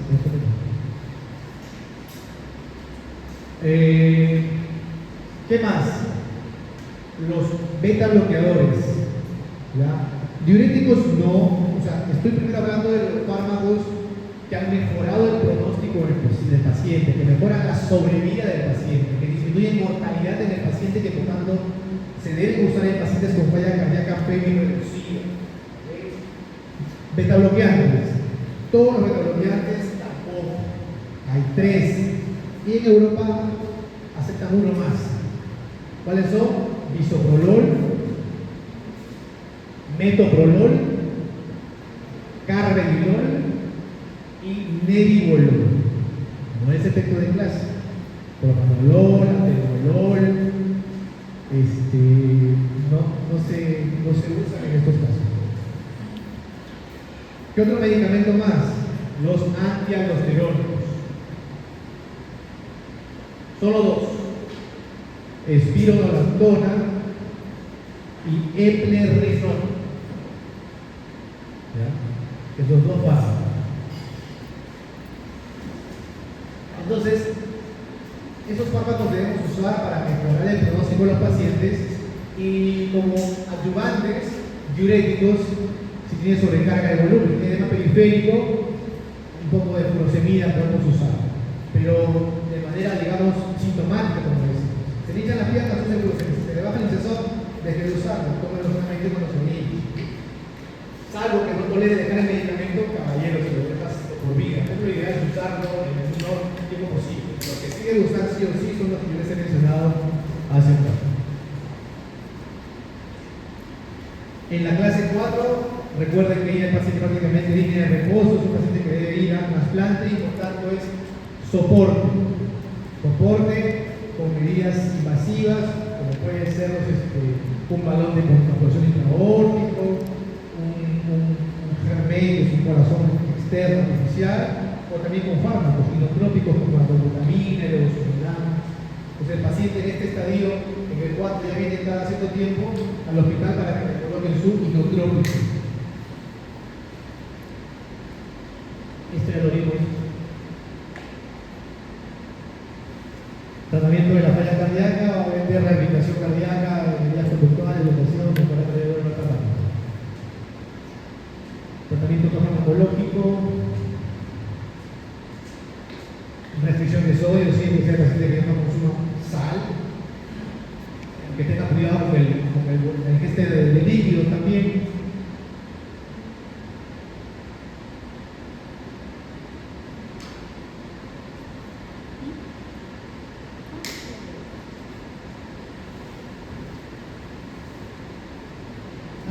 Ese es el tratamiento por estadio. Con el estadio a factores de riesgo. O sea, factores de riesgo hay que controlarlos. O sea, los factores de riesgo hay que controlarlo y promover conductas que ayuden a eliminar esas conductas malas, ¿no? Como el trabajo, por ejemplo. En el estadio B, donde ya hay daño estructural,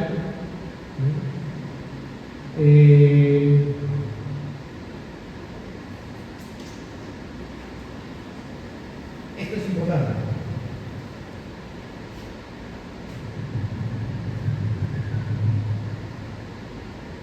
Ya. En el primer estadio A, recuerden que es control de factores de riesgo. En el estadio B, además de controlar los factores de riesgo, ya puede utilizar un medicamento, un fármaco, las estatinas. Y tienen una clase de recomendación 1A. 1A significa que son ampliamente demostradas que mejoran el diagnóstico de los pacientes. Entonces, no puede haber un paciente con estadio B, es decir, con daño estructural, sin que use estatinas. Yo tengo un paciente con hipertensión y cardiopatía hipertensiva, tiene que usar estatinas. Y son estatinas de alta intensidad, que puede ser atovastatina de 80 o de 40 miligramos, o rosuvastatina de 40 o de 20 miligramos. Estos medicamentos se usan mucho para el control de líquidos, pero cuando tú solicitas al paciente en este tipo de problemas, tienes que explicarle que no solamente para controlar líquidos, sino también para reducir su riesgo, porque tiene además otros efectos que son conocidos como efectos pleiotrópicos de las estatinas, que reducen la inflamación miocárdica y vascular, reducen la fibrosis cardíaca, mejoran el remodelado miocárdico. Entonces son otros efectos pleiotrópicos, son efectos más allá del control de los lípidos. ¿Okay? ¿Qué más? Y ya está. Este es otro concepto importante. Los calcioantagonistas no dihidropiridínicos. Ejemplo de uno, el verapamil, el otro el diltiazem, que tienen efectos parecidos a los beta-bloqueantes, porque son cronotrópicos negativos e inotrópicos negativos. Pero pasa que pacientes con falla cardíaca, con FEBI reducida, FEBI por debajo del 40%, indicación clase 3, significa que no debes usarlos.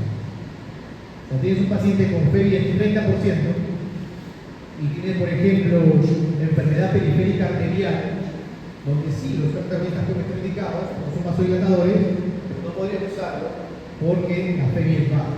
Y en esos pacientes también aumenta el daño, aumenta la mortalidad, y te va a mejorar un poco el otro problema. Entonces, Recuerden los no dihidropirídicos, porque el resto de ácidos agonistas están los dihidropirídicos se pueden usar. Anodipino puedes usar, nifedipino puedes usar, felodipino puedes usar, nicardipino puedes usar. ¿Sí? Esos son medicamentos que ácidos agonistas dihidropirídicos. Aquí te habla de los no dihidropirídicos. No se usan en pacientes con FeNO reducido.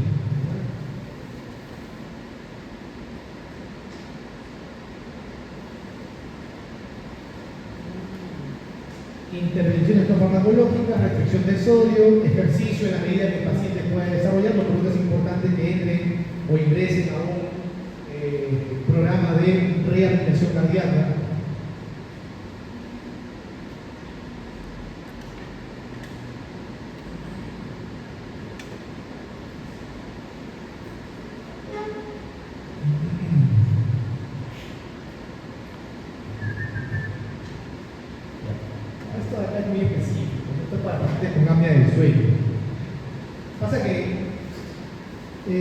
Solo como comentario, en los últimos años, yo diría 5, quizás un poquito más, se ha demostrado, se viene mejor encontrando mucha relación entre apnea del sueño, que es una enfermedad que no se demuestra mucho, o ustedes conocen un paciente con apnea del sueño. Y probablemente por falta de diagnóstico, no porque no hay. Entonces ha venido demostrando mucho la relación entre apnea del sueño y enfermedad cardiovascular. Entonces, cuando un paciente tiene falla cardíaca, fibrilación auricular, hipertensión nocturna, se pide una evaluación por neumología para que haga un estudio, que es el estudio de polisomnografía, para detectar apnea del sueño. Porque si lo tiene y no lo tratamos, estamos dejando, digamos, escapar un factor de riesgo que nos va a producir mucho daño. ¿Y cuál es el tratamiento para la apnea del sueño? Se llama CPAP, dispositivos de ventilación con presión positiva continua, el CPAP. Entonces, con eso tú reduces los efectos deleterios de la apnea del sueño sobre la función cardiovascular. En quienes sospechosos de apnea del sueño, obesos, cuello corto, roncadores, ¿no? Y puedes hablar con la familia incluso. ¿Cómo roncan sus familiares? Porque cuando hace periodos de apnea, el paciente deja de respirar. Entonces el paciente ronca, después se queda sin respirar. Y depende de cuánto tiempo se quede sin respirar para decir qué tanta hipoxemia está generando ese paciente.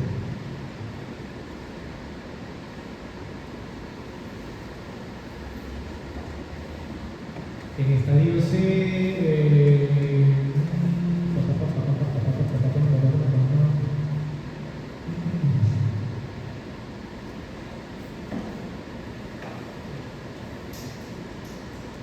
GDN, ¿qué cosa te voy a decir acá? GDN. Dice, como se muestra en la figura 1, ¿no es la figura 1? Bueno, pero si hay tratamiento farmacológico para FeNO reducida del tiempo. Esto probablemente se refiere a antilosterónicos, beta-bloqueantes, IECAS, SARAS.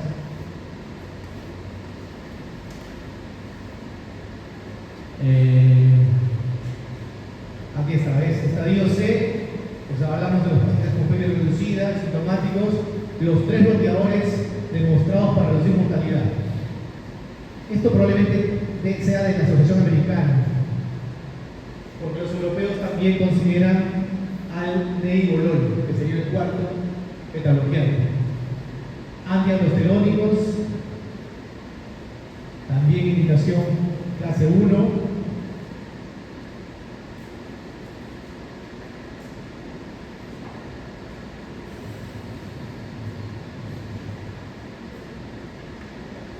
Esto de acá, el uso de hidralacina con dinitrato de sosorbidia, pero sobre todo es en población afroamericana, ¿no? No creo que les pregunten eso, si no olviden eso. Pero sí, lo que pasa es que en pacientes que no toleran los IECAS o los ARAS, ¿no? Una alternativa es usar hidralacina con dinitrato de sosorbidia. pero es básicamente con una población muy reducida, que es población afroamericana. Y acá no tenemos ni la casina, tampoco en Perú, así que por eso mejor ni lo vemos, ni lo revisamos. Lo que quiero que ustedes entiendan es que los fármacos son yecas, ARAS, ARNIs, antialdosterónicos, betabloqueantes y ahora último inhibidores de la SGLT2.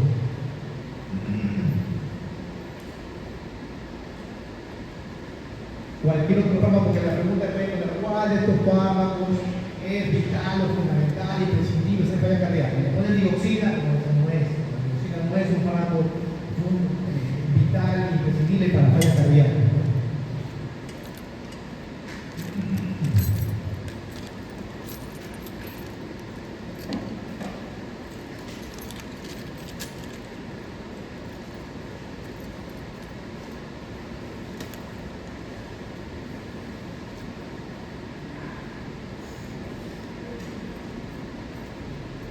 Yo no sé si se vayan a materia de preguntar todo esto acá. ¿Cómo están viendo los exámenes de carpeta? ¿Ah?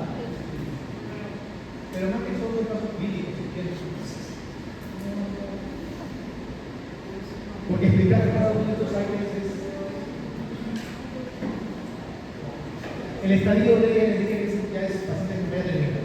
Para esto, el estadio D tratamiento está recomendado, tratamiento de soporte. Soporte que lo haga llegar hasta el trasplante cardíaco. Puede ser soporte con medios invasivos, como lo es un balón de contrapulsación, ¿no? Un corazón artificial, o soporte farmacológico, con inotrópicos básicamente, dobutamina, levosimental.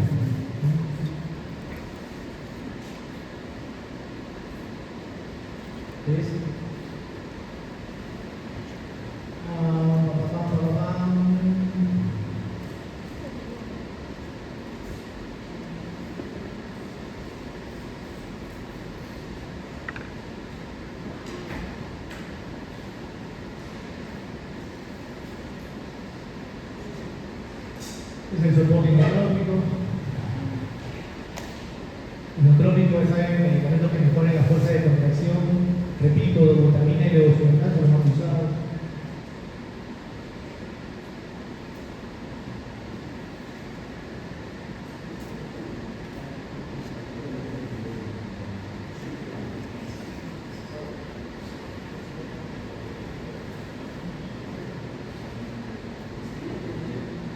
SSM con el soporte circulatorio mecánico.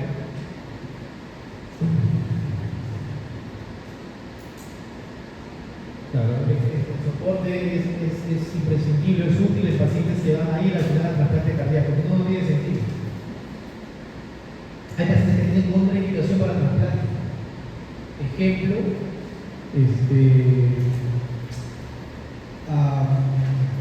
pacientes diabéticos, bueno, la edad, definitivamente la edad es un factor en contra. Un paciente mayor, 60 años por ejemplo, ya no tiene indicación de trasplante cardíaco. Entonces, no tiene sentido colocarle a un paciente, vamos a suponer que tiene etapa terminal y que alguien lo conecte a un dispositivo de soporte. Yo tuve la oportunidad y la suerte de hacer una rotación en España en cuidados intensivos. Y me acuerdo que llegó un paciente mayor con enfermedad coronaria avanzada, falla cardíaca avanzada, y llega el paciente con una falla cardíaca descompensada y producto de una cardiopatía, un SICA. El residente, me acuerdo, hasta R5 hay ahí, 5 años de residencia, lo conectan a un balón de contrapulsación intraórtica. Y el paciente, yo estuve ahí casi 4 meses, y el paciente nunca salió del puente, o sea, desde el balón, o sea, era dependiente del balón. Entonces siempre le criticaron a él por qué lo colocaba si ese paciente no tenía indicación ni de trasplante ni de repercusión. O sea, prácticamente lo combinó, hay un valor de contrapulsación en el hospital y nadie podía quitar. Porque dependía de eso. Espera que se desinfecte o algo como era el paciente. Entonces, hay que seleccionar al paciente en que tú vas a hacer soporte para ver si va a trasplante o no. No todos califican para trasplante.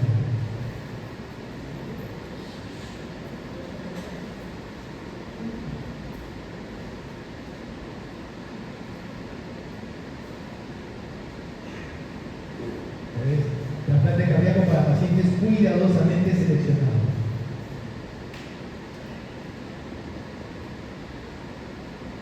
A ver, entonces preguntas, ¿no? Dice, ¿qué fármaco no debe faltar en estos pacientes? Supongo yo con fe y baja, ¿no? Con fe y baja. ¿Cuál no debe faltar? A esta respuesta múltiple, ¿no? Los YECA, los beta-bloqueantes, antagonistas de la aldosterona, los inhibidores de la SGLT2. Aquí está la dapaglifosina, la empaglifosina. Diuréticos, no voy a decir que esto no es un medicamento primordial para la falla cardíaca, y tampoco los el ASA, ¿no? El ASA es la aspirina, ¿no? Entonces, ¿qué forma no hay que faltar los pacientes con falla cardíaca crónica, febril reducida, para febril reducida? Ahí está la falla. A ver, excepto cuando esté contraindicado o no sea tolerado, se administrarán YECAS a todos los pacientes con falla cardíaca sintomática y FEI menos del 40%. ¿Ah? ¿Qué es eso? ¿Opciones? No. Ah, la solución. Ok.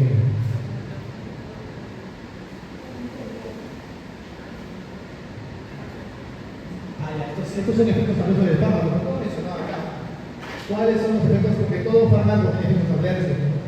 Entonces, en el caso de los YECAS y también los ARAS, YECAS y ARAS y ARNIS, los tres, muy parecidos a estos tratamientos. ¿Cuáles son?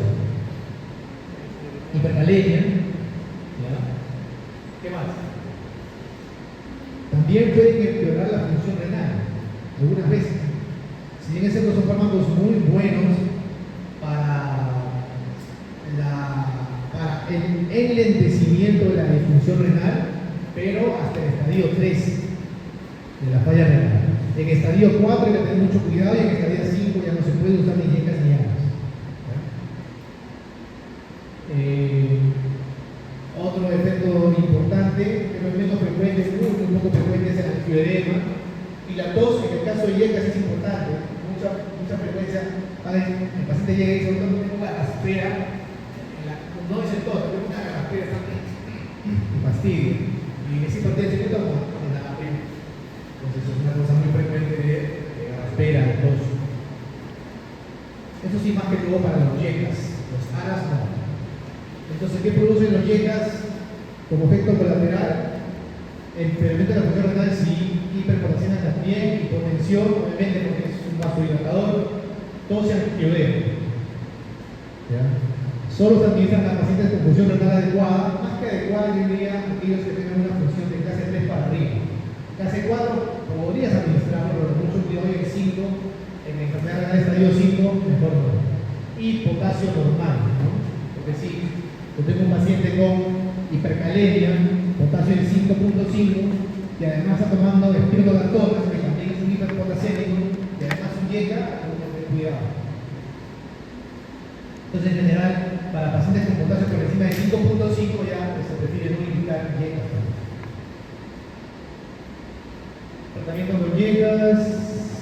Todos los pacientes con fallas históricas deben tomar un YECA o un ARA, y también acá, o un ARNI, ya que aumenta la supervivencia y reduce los síntomas. Hay que distinguir las enfermedades de potasio importantes. Beta bloqueadores, lo mismo para falla cardíaca con FEI baja. ¿Sí? Mejoran a la larga la función del ventrículo, porque claro, me bloquea el sistema simpático, y al bloquear el sistema simpático me reduce todos los efectos deleterios que a largo plazo tiene la sobrecarga del sistema simpático, ¿no? Uno de ellos, por ejemplo, es el remodelado cardíaco. Entonces, disminuye o mejora el remodelado cardíaco, por tanto mejora la función ventricular. Aumenta la supervivencia, o sea, reduce mortalidad, pero recuerden que no todos los beta-bloqueantes, son 3 o 4 en el caso de los europeos. Esos son los estudios que han demostrado la utilidad de los beta-bloqueantes, el CIVIC para bisoprolol, los pérnicos para corcarvedilol y MEN-HF para el metoprolol. Reducción de mortalidad es importante, eso es un punto duro del estudio. Si hago un estudio y descubro un fármaco que reduce mortalidad, cañón, es un punto duro a favor de este fármaco y debe usarlo sí o sí.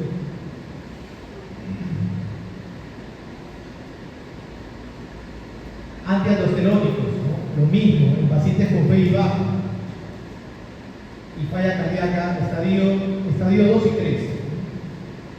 También lo mismo, que tener cuidado con la hiperpotasemia, como los antialdosterónicos, como la espironolactona o la epirenol. En disfunción renal es casi como los dientes, en disfunción renal avanzada e hiperpotasemia, que tener mucho cuidado por no usarlo de preferencia. En otro caso debería usarse sí o sí. El estudio, no creo que le pregunten estudios a ustedes, pero el estudio que demostró el efecto de la aldosterona sobre la falla cardíaca fue el estudio RANES.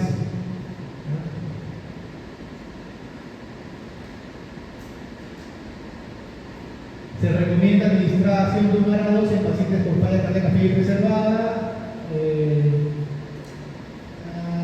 Ya, esta es otra cosa.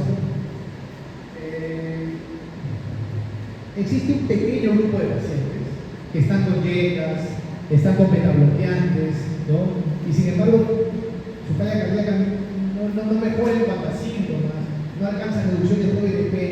Entonces te dicen, existe un estudio que dice, puedes agregarle, además de dieta, un ARA, pero no cualquier ARA.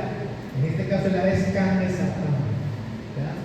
Pero no creo que le pregunten eso porque ni en residencia esto va a contestar, no me lo sé nunca. Porque en sí, en general, no es recomendable la asociación de IECA más ARA. Porque además si esa llega más ARA, aumenta a 2 o 3 veces el riesgo de hipercalemia, el riesgo de daño renal, ya no te va a permitir el uso de antialdosterónicos, entonces tienes más pros que contras, perdón, más contras que pros el uso de esta combinación. Pero se lo digo porque la cosa vaya positiva. Se podría usar ARAs o IECAs, aunque no está recomendado, en algunos escenarios, un escenario muy limitado, pero el fármaco es candesartán, que podrías usar, asociado a enalapril.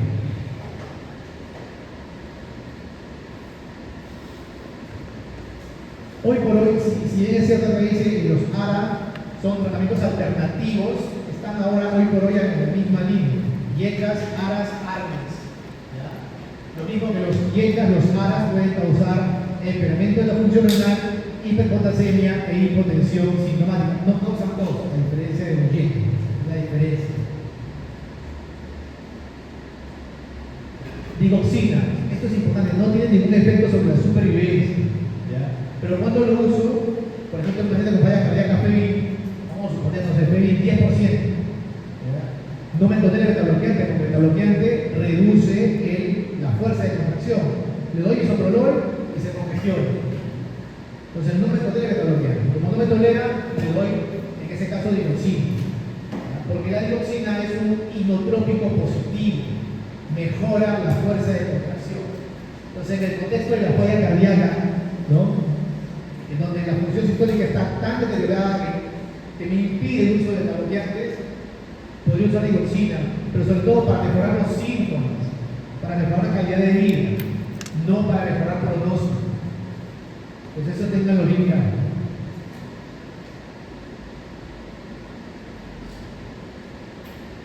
Entonces, esto sí es también importante que se pregunten, ¿qué cosa mejora la digoxina? Reduce los ingresos hospitalarios. ¿Por qué mejora la calidad de vida? Mejora la clase funcional porque es un inotrópico positivo. Entonces el paciente se siente mejor con el inotrópico positivo, pero es una mejoría momentánea, porque a la larga o a mediano plazo no mejora con calidad.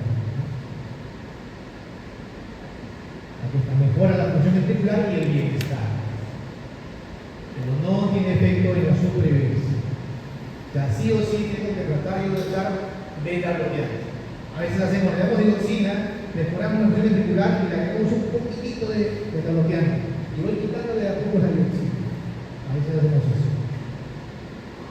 Diuréticos, estos son más que todo ayudantes, ¿no? Si hay edemas, si veo que el comportamiento se convierte un poquito, le doy diuréticos, sobre todo la furosemida. Alivio de síntomas, básicamente, y signos de congestión venosa.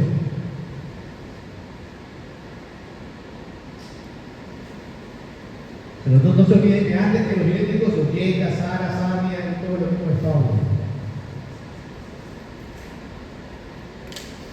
Creo que eso fue de las últimas. ¿Cuántas quedan?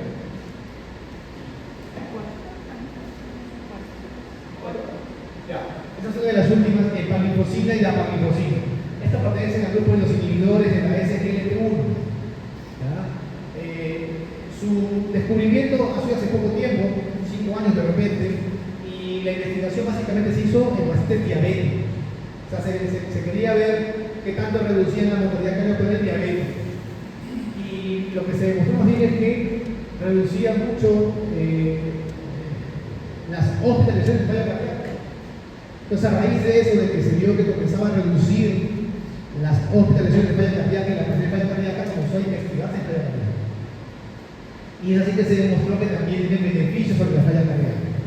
Entonces, hoy por hoy también, aparte de los yetas, ARAS, ARNIs, antialdosterónicos, beta bloqueantes, también se indican estos inhibidores de la SGLT2. Pero básicamente estos dos, empaglifosina y dapaglifosina. La DAPA, quizás sobre todo tiene más evidencia de falla cardíaca. La EMPA, en diabetes, o sea, si tengo que elegir un antidiabético oral que me reduzca más complicaciones o eventos cardiovasculares, uso la EMPA. Pero para falla cardíaca, la dapaglifosina. Estos son los mecanismos de estos inhibidores, sobre todo la diuresis. Como son diuréticos, mejoran obviamente el bienestar del paciente. Menos volumen intravascular, menos sobrecarga de volumen. Y también tienen efectos antirremodeladores.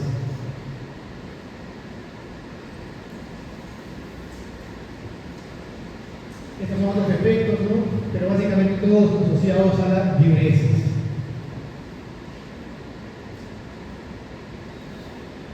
Entonces, hoy por hoy se habla de los 4 fantásticos. Mira, este título no me gusta. Bueno, eso cuando voten conmigo ya hablaremos de esto. Pero hoy se promueve usar, además de lo que ya les he dicho, los inhibidores de la SGLT2. ¿Por qué hay 4 fantásticos? Están los YECAS, ARAS o ARNIs.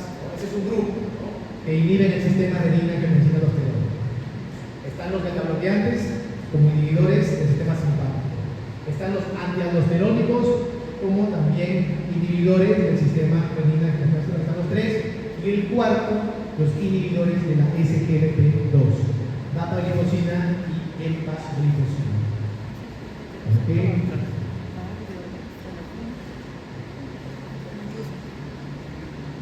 Aquí he mencionado la ibabradina. Este no es un fármaco que mejora la mortalidad o no disminuye la mortalidad. Lo que hace es reducir la frecuencia cardíaca. Y es que pasa que si mi corazón, uno de los objetivos de usar el betabloqueo, además de bloquear el simpático, es también reducir la frecuencia cardíaca para que se reduzca el consumo de oxígeno. Pero en algunos miocardios, ¿no?, o sea, mientras mi corazón trabaje menos, va a consumir menos oxígeno. Entonces, la frecuencia cardíaca objetivo en un paciente con falla cardíaca, sobre todo los que están asociados a cardiopatía isquémica, es por debajo de 70. Pero vamos a suponer que con mi betabloqueante no alcanza esa frecuencia y ya no puedo utilizar más porque el paciente es hipotenso o porque su frecuencia de eyección está muy baja. Entonces, ahí puedo agregarle ibabradina que me reduce la frecuencia cardíaca sin afectar el inotropismo ni la presión arterial.